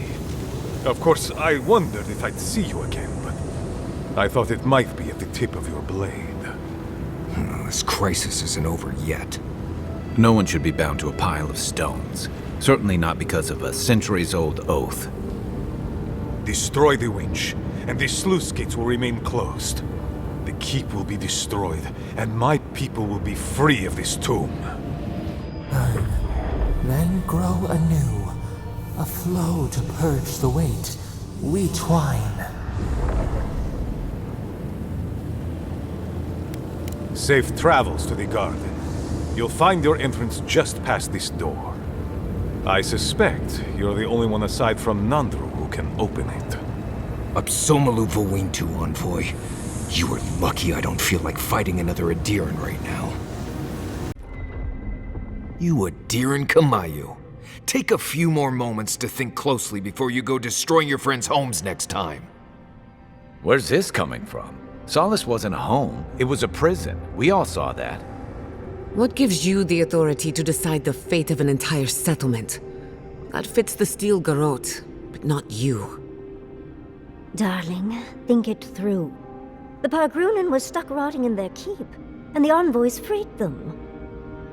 What about those who wanted to stay there, huh? What life are they free to live now? Whatever life they want. Same as you chose when you left. Oh, so because I wanted to leave, it should be destroyed? I had no idea I had that kind of power. Darling, it wasn't your decision. Clearly, you didn't wish it.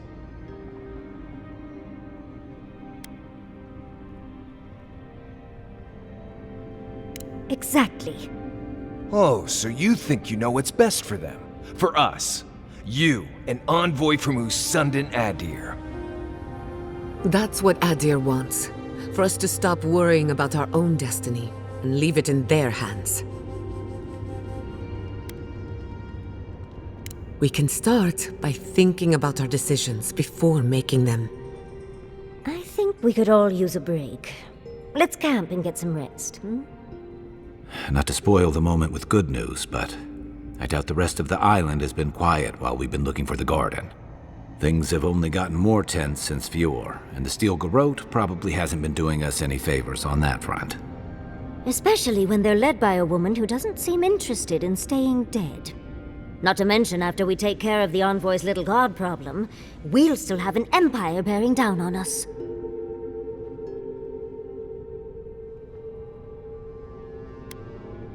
We should be so lucky. Can't say I'm too excited about just walking into the garden. I grew up learning I needed to protect that place, but it never felt like more than a children's tale to me. I hear ya.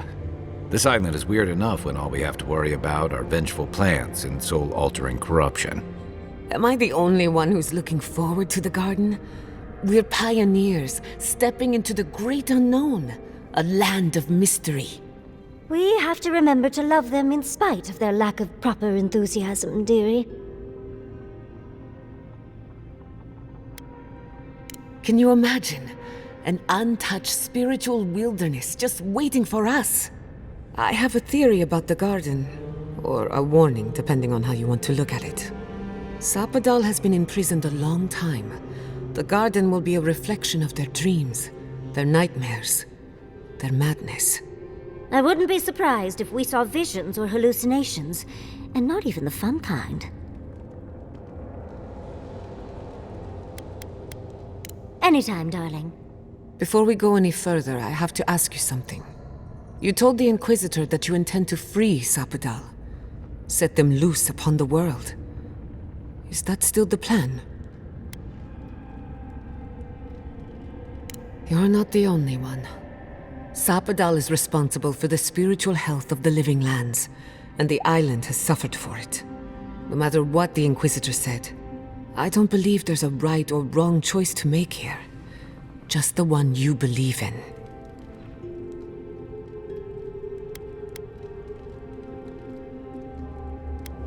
Good. Who said it has to be? Remember, we're stepping into a realm that is both physical and spiritual in nature. If you can call it nature. There's no telling how long we'll be gone. For all we know, time could run backwards in the garden. Not a chance. We're a crew now, so you're stuck with me until the end. Marius? I told you I'd be with you till the end. I don't go back on my promises. What about you, Giada? You're not going into the garden without me. I have to see this with my own eyes. Yatsli, if you feel like running back to Quilichi, now would be the time. No one would think less of you. And tell Quilichi that I missed out on the most exciting part. Fair weather or foul? I plan on wandering the garden whether I'm traveling with you or not. I have to find out what the big deal is. Agreed. I'm not waiting in camp while the rest of you have all the fun. Hope to see you out there, Marius. Well, let's go then. We can't keep your god waiting.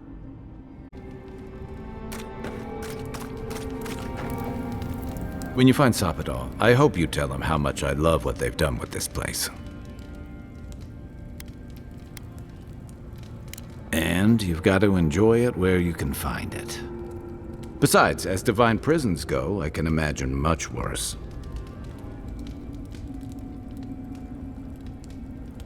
Elite, perhaps, but judging by our brushes with Sapadal at Mampforja and Nakukubel, they're anything but compliant.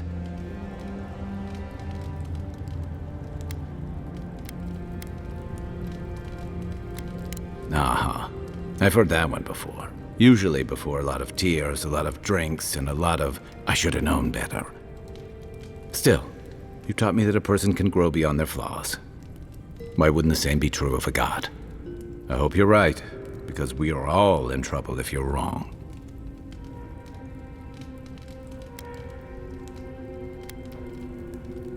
I don't envy you having to deal with the loose cannon of a god.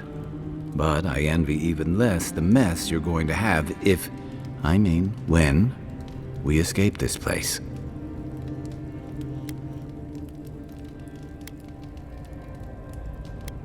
Lucky thing your emperor sent his best representative as his envoy, right? You'll have your work cut out for you.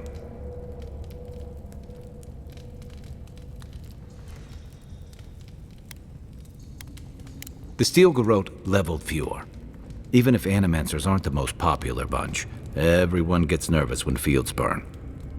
And yeah, I know that's on the Steel Garrote, but it's not lost on anyone that your people despise animancy.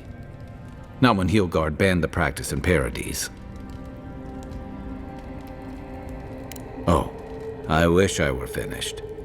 You helped Ludwig destroy Nakukubel, and while most people don't give a tarnished skate for godless ruins, they'll see that as a powerful demonstration of siege weaponry.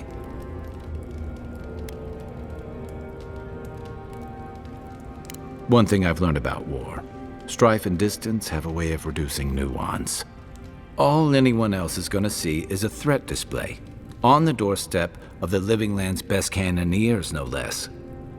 And then there's Solace, the oldest continuously inhabited stronghold in the Living Lands, the pride of the Pargrunen, now reduced to ash and rubble.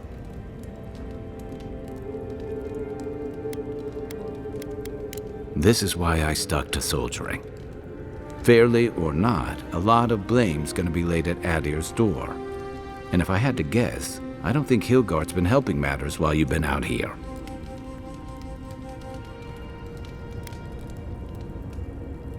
If and when we get out of here, we're walking into a powder keg. And you'll have to choose a side. That's the part I don't envy.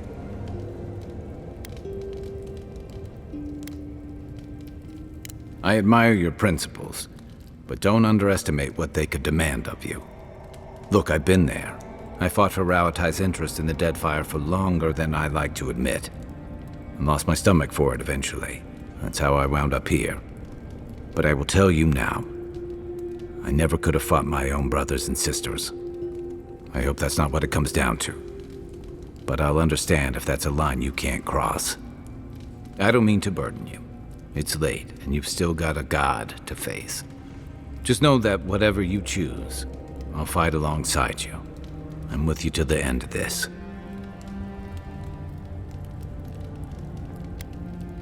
No matter what. Hey, it's not like you could possibly make the mess we're in worse, right?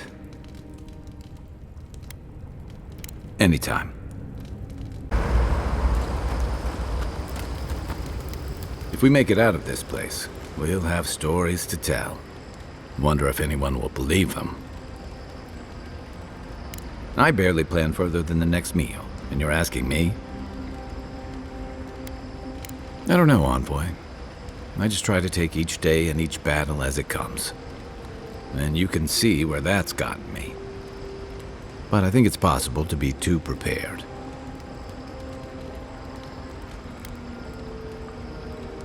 That's a better way of putting it.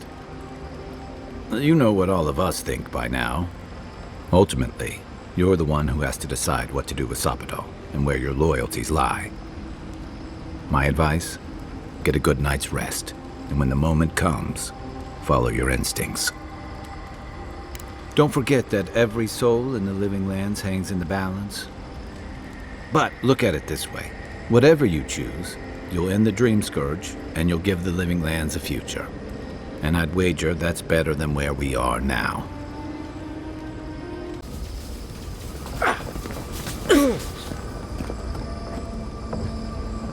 Tama. No.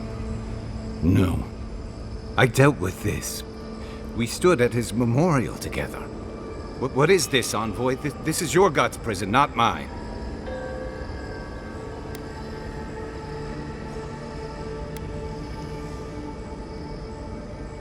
Before we visited his memorial, yes.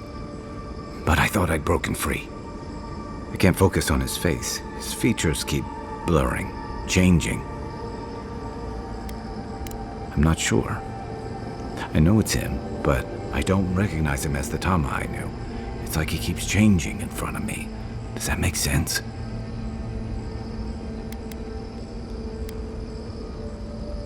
That's the problem. I can't picture him anymore. I used to remember his face so clearly from that night. His rigid jaw, the way his eyes crinkled at the corners. He was in pain, but trying to hide it.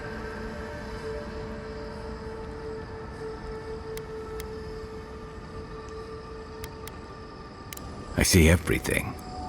All his moments at once. Joy, sadness, anger, heartbreak, stomachache. Everything from the handful of years that I knew him and the decades before we'd met. He's almost a stranger. Yeah, it is. All this time I kept him frozen in his worst moment. When he was suffering and when I failed him. But now that I see him as more, it's like he's free of that. You're right. I am. It's like you said. I'm not letting my regret define me. I won't make that mistake again.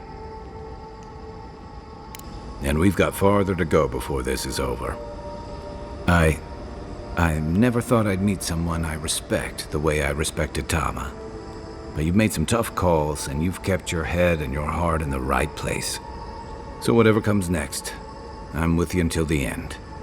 Now let's go find this god of yours and end the Dream Scourge. When we reach them, what do you think we'll find? A victim? A villain? I suspect you're right. Let's end this. I'll follow your lead, as always. There's always a weird sort of quiet on the eve of battle. I'm feeling that now. Seems like a good time to gather our thoughts and share a drink before whatever's coming. Right. This seems like a perfect place to stop and relax. Though it's hard enough to tell what's real here without a belly full of drink. Sounds like you're nervous, dearie. I'm feeling all kinds of ways. Anxious, excited, scared, hungry. I feel it as well. It is only mortal to feel overwhelmed in the presence of the immortal. Oh, you don't have to worry about me. Getting to see that vision of Tama did me good. Like, I finally let go of something I'd been holding too long. Now that we're here, I'm eager to see this through. Nothing worse than holding your breath and waiting.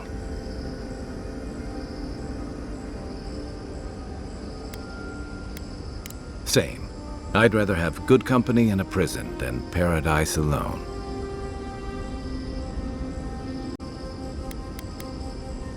Let's take this in for just a moment. Against all odds, we've survived the living lands, crossed an acid sea, and reached the prison of a god. When we first met, I didn't think you'd last long. But then I saw how you handled that dream thrall there. Shook off your own death like a bad cold. And then you hunted your own killer and put him down. It takes a hard head or a thick skull to face something that almost ended you once. I didn't know much about you at that point. You were traveling with Kai and you died, which I thought made a lot of sense. I remember your calm, how you listened to my shouting match with the governor and actually heard me. And when they burned my home, you gave me another one. A sanctuary where I could be myself. I'll never forget that. You were my hero right away. You rescued me from those sporlings. You got my priceless face. What more could a girl ask for? And now look at you. Look at us. How far we've come in a short time.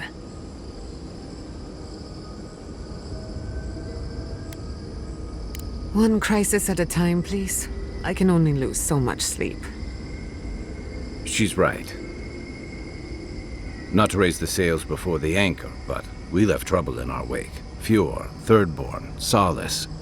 If we make it out of here, it won't be to a living lands suddenly at peace. Just this once. Could we forget about the rest of the living lands? Some of us could use a break.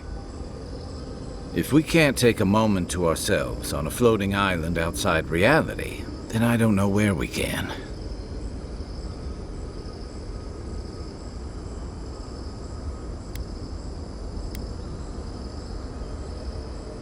Right. We could all use some beauty rest. We'll want to look our best on the battlefield, won't we? Sleep well. Tomorrow we finish this together.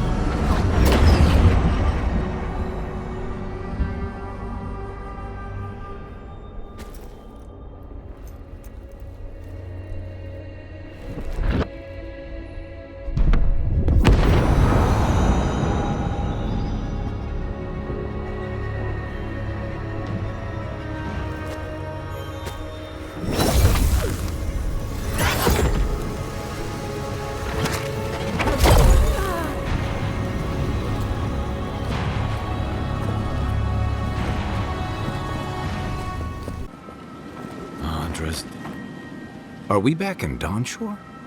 Already? That must have taken an incredible power. Beyond all mortal understanding. How do you feel?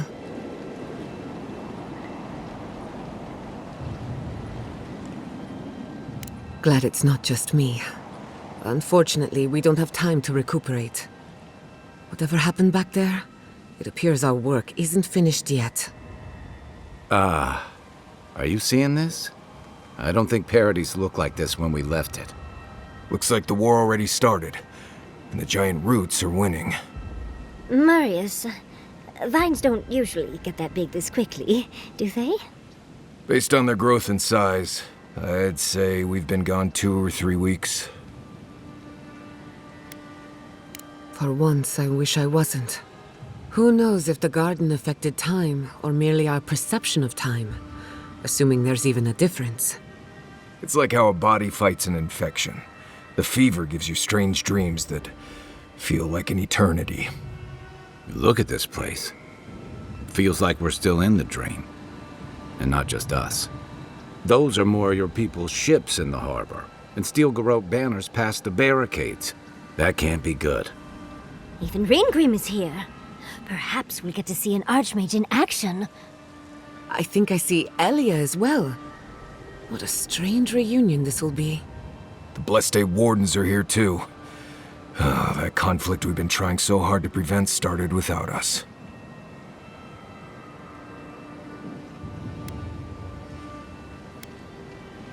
It's who strikes last that counts. The Steel Garrote have been itching for a fight this whole time. This would have happened with or without us.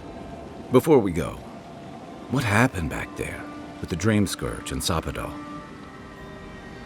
Glad the Dream Scourge is over, but I can't help but think killing a god will have consequences. I'm sure it wasn't easy, but I think that's for the best, Envoy. I can't believe Sapadal is gone. For better or worse, the spiritual health of the living lands depended on them. What now?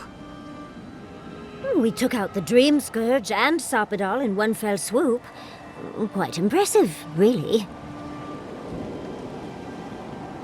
There is no right way to feel. Or it may seem illogical, You're allowed to experience grief and relief at once. We should take a look.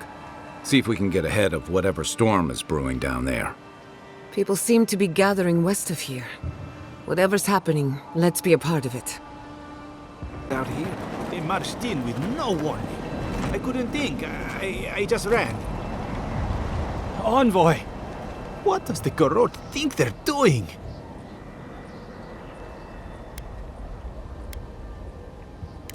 It's an outrage. What did the artisans or merchants do to them? First my assistants, now this. Why can't they settle these things over tea for once? If I knew that, I wouldn't be here. If you're looking for survivors, a few of us fled to the Balrog. How many? I'm not sure. I saw Sapiento. Gods, I hope they're not trapped in there. I am sorry I can't be more help. You always were a forgiving friend. We should move. Let's hope the Garrote hasn't made it to the Balrog yet. Envoy, wait! Before you go, I may have something for you. I took some supplies when I ran. If you think they'll help, they're yours. I'll even give you a discount. You know, for saving the city and everything.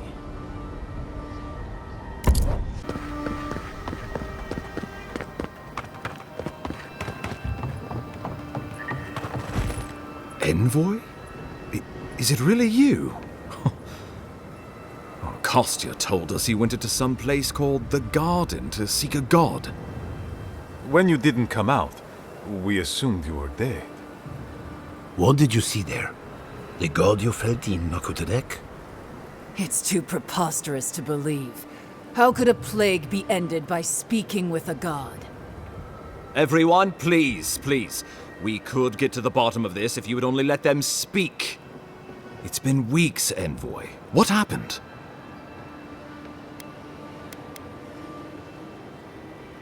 Well, you might not believe me, but I didn't want any of this to happen. You may not have desired it, but you could not have been ignorant of it. It was Ludwine who called for the attack. She and her steel garrote laid siege to the city shortly after you beat her to the garden.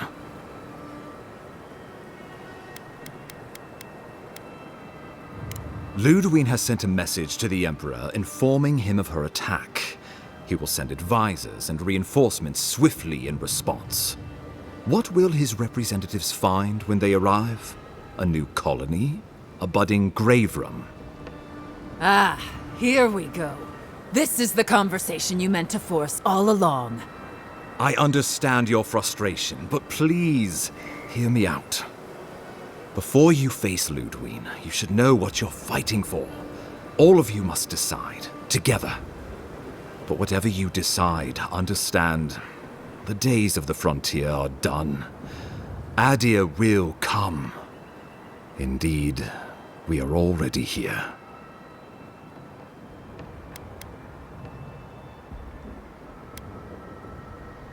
Oh, Envoy, no. Do not suggest that lightly. Think of the Emperor. There would be reprisals. Ones which this conclave could not survive, fractured as you are. Not unless you came together and formed a nation of your own. It would be difficult. No, impossible. I'm certain you would fail. Think of your people, all of you. Think of the lives at stake. We deserve our autonomy, even if we must fight for it. Anything less would be surrender. Fleeing someone else's laws and authority is one thing, setting up your own is another. We're an island of misfits and dissidents. We'll still have to surrender some of our autonomy, and we won't agree on what that means overnight. We'll be vulnerable. Without allies, other powers will see us as ripe for the picking. Know that this is a hard road to walk. We were fine before Adir came. We'll be fine when they're gone. I think we ran things perfectly fine before your kin got here.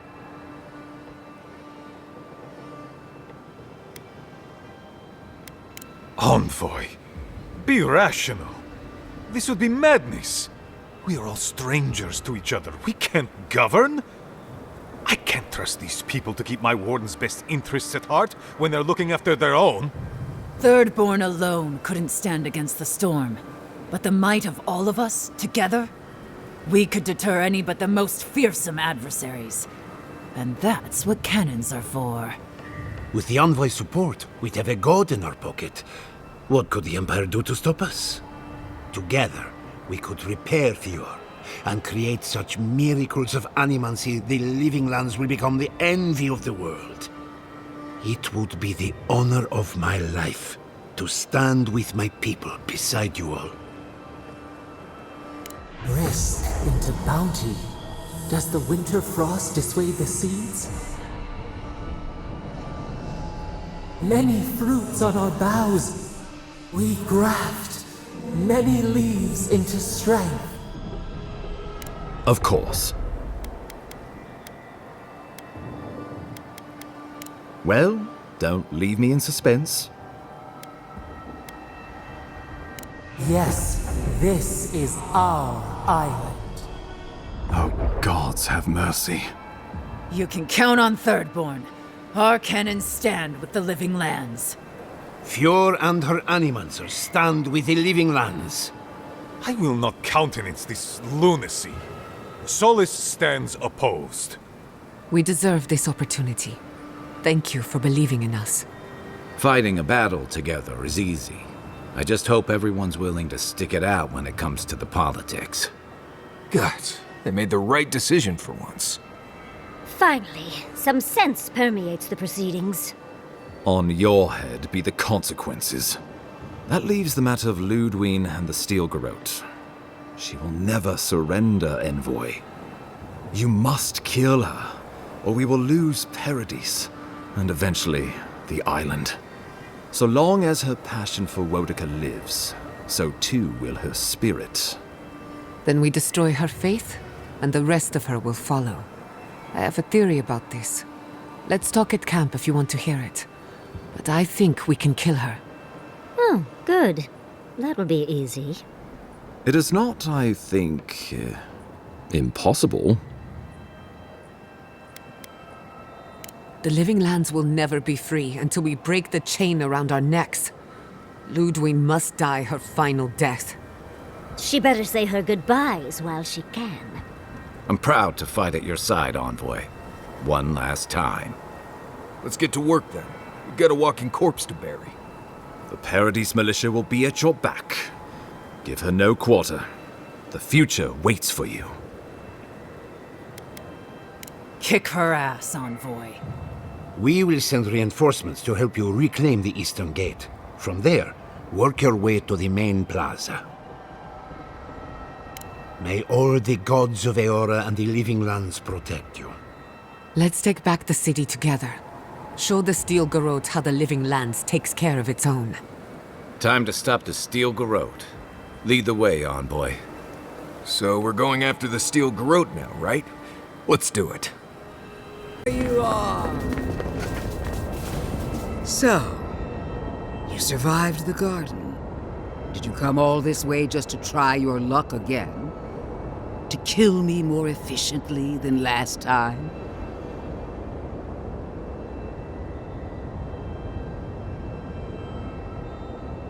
Good. The battle over the Living Lands is nothing compared to the war we share. Look around, Envoy. Heelguard should have listened. He tried to bring order through compromise. He failed. Order is meant to be imposed by a stern, guiding hand.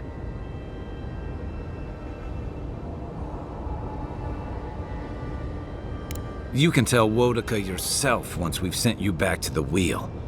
Don't insult my intelligence or my commitment to the cause. Treaties can be burned. The hands which shook over whatever deal you struck can be lopped off at the wrist. Right. If she starts lopping off hands, I'm just going to attack her. Sound good? As for you, Sapadal may be gone, but their offspring remains. And I cannot suffer even a remnant to live. Congratulations. on being the last of your kind.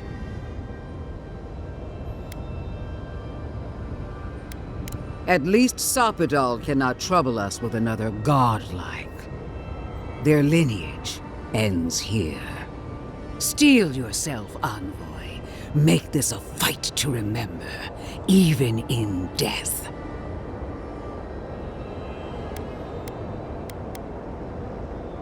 You will. You must. You have no choice. Face me and die with honor.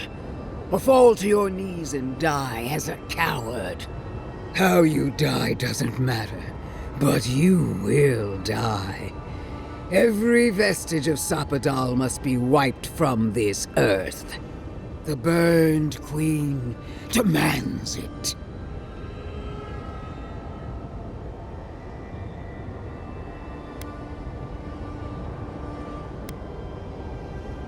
Blasphemy! Soppadal was a clot in the heart of the world. What could they matter to the true gods of Eora? I would have killed your god if you hadn't put them down yourself. Hear me, Envoy. I am the avatar of the Burned Queen, the goddess of retribution.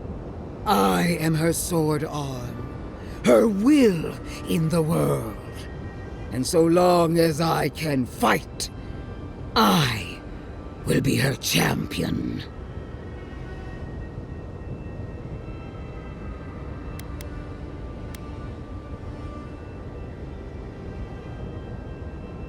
Temporary setbacks.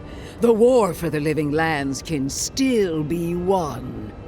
And if I must stand alone against you, the militia, and every farmer you've given a sword, then I will.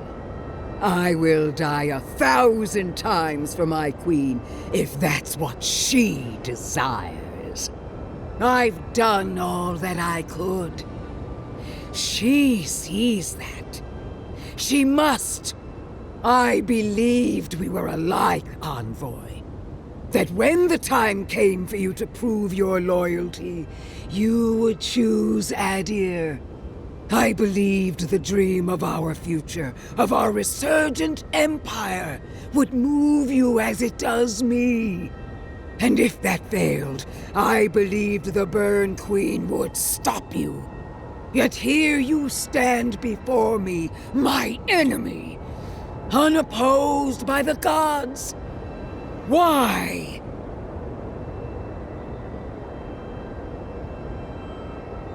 No! The Burned Queen witnessed my devotion and accepted me as her champion. I don't need anything else. I can still prevail. I must!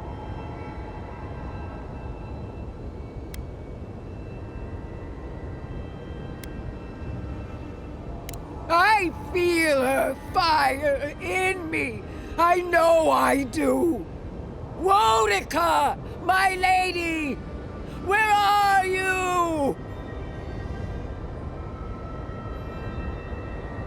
No! It's not true! Stop! I can't! No! No! No! Forgive me! Wonica!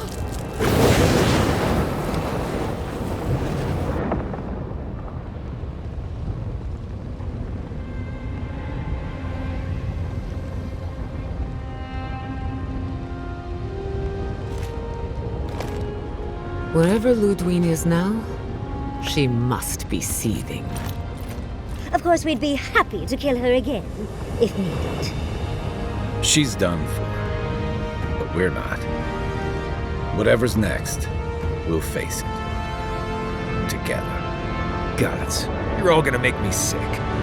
But carry on. When Kai leaves the Living Lands, he is no longer running. For the first time in many years, he can face the future. He returns to Rauatai, committed to peace for his people, those he left in Rauatai, as well as those he found in the Living Lands. He joins the Ranganui's council, counterbalancing powerful voices of isolationism and hawkishness. It is a long and difficult battle, and he is happy to fight it.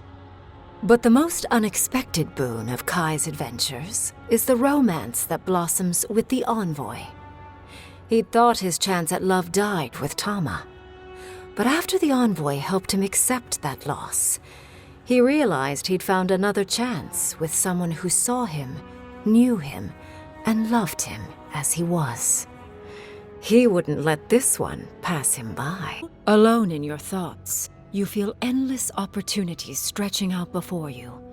This is the freedom Sapadal never had. You promise to cherish it. The sounds of celebration pull you out of reverie. Many are waiting to greet you with open arms. You take a moment to catch your breath and savor it, because everything is about to change.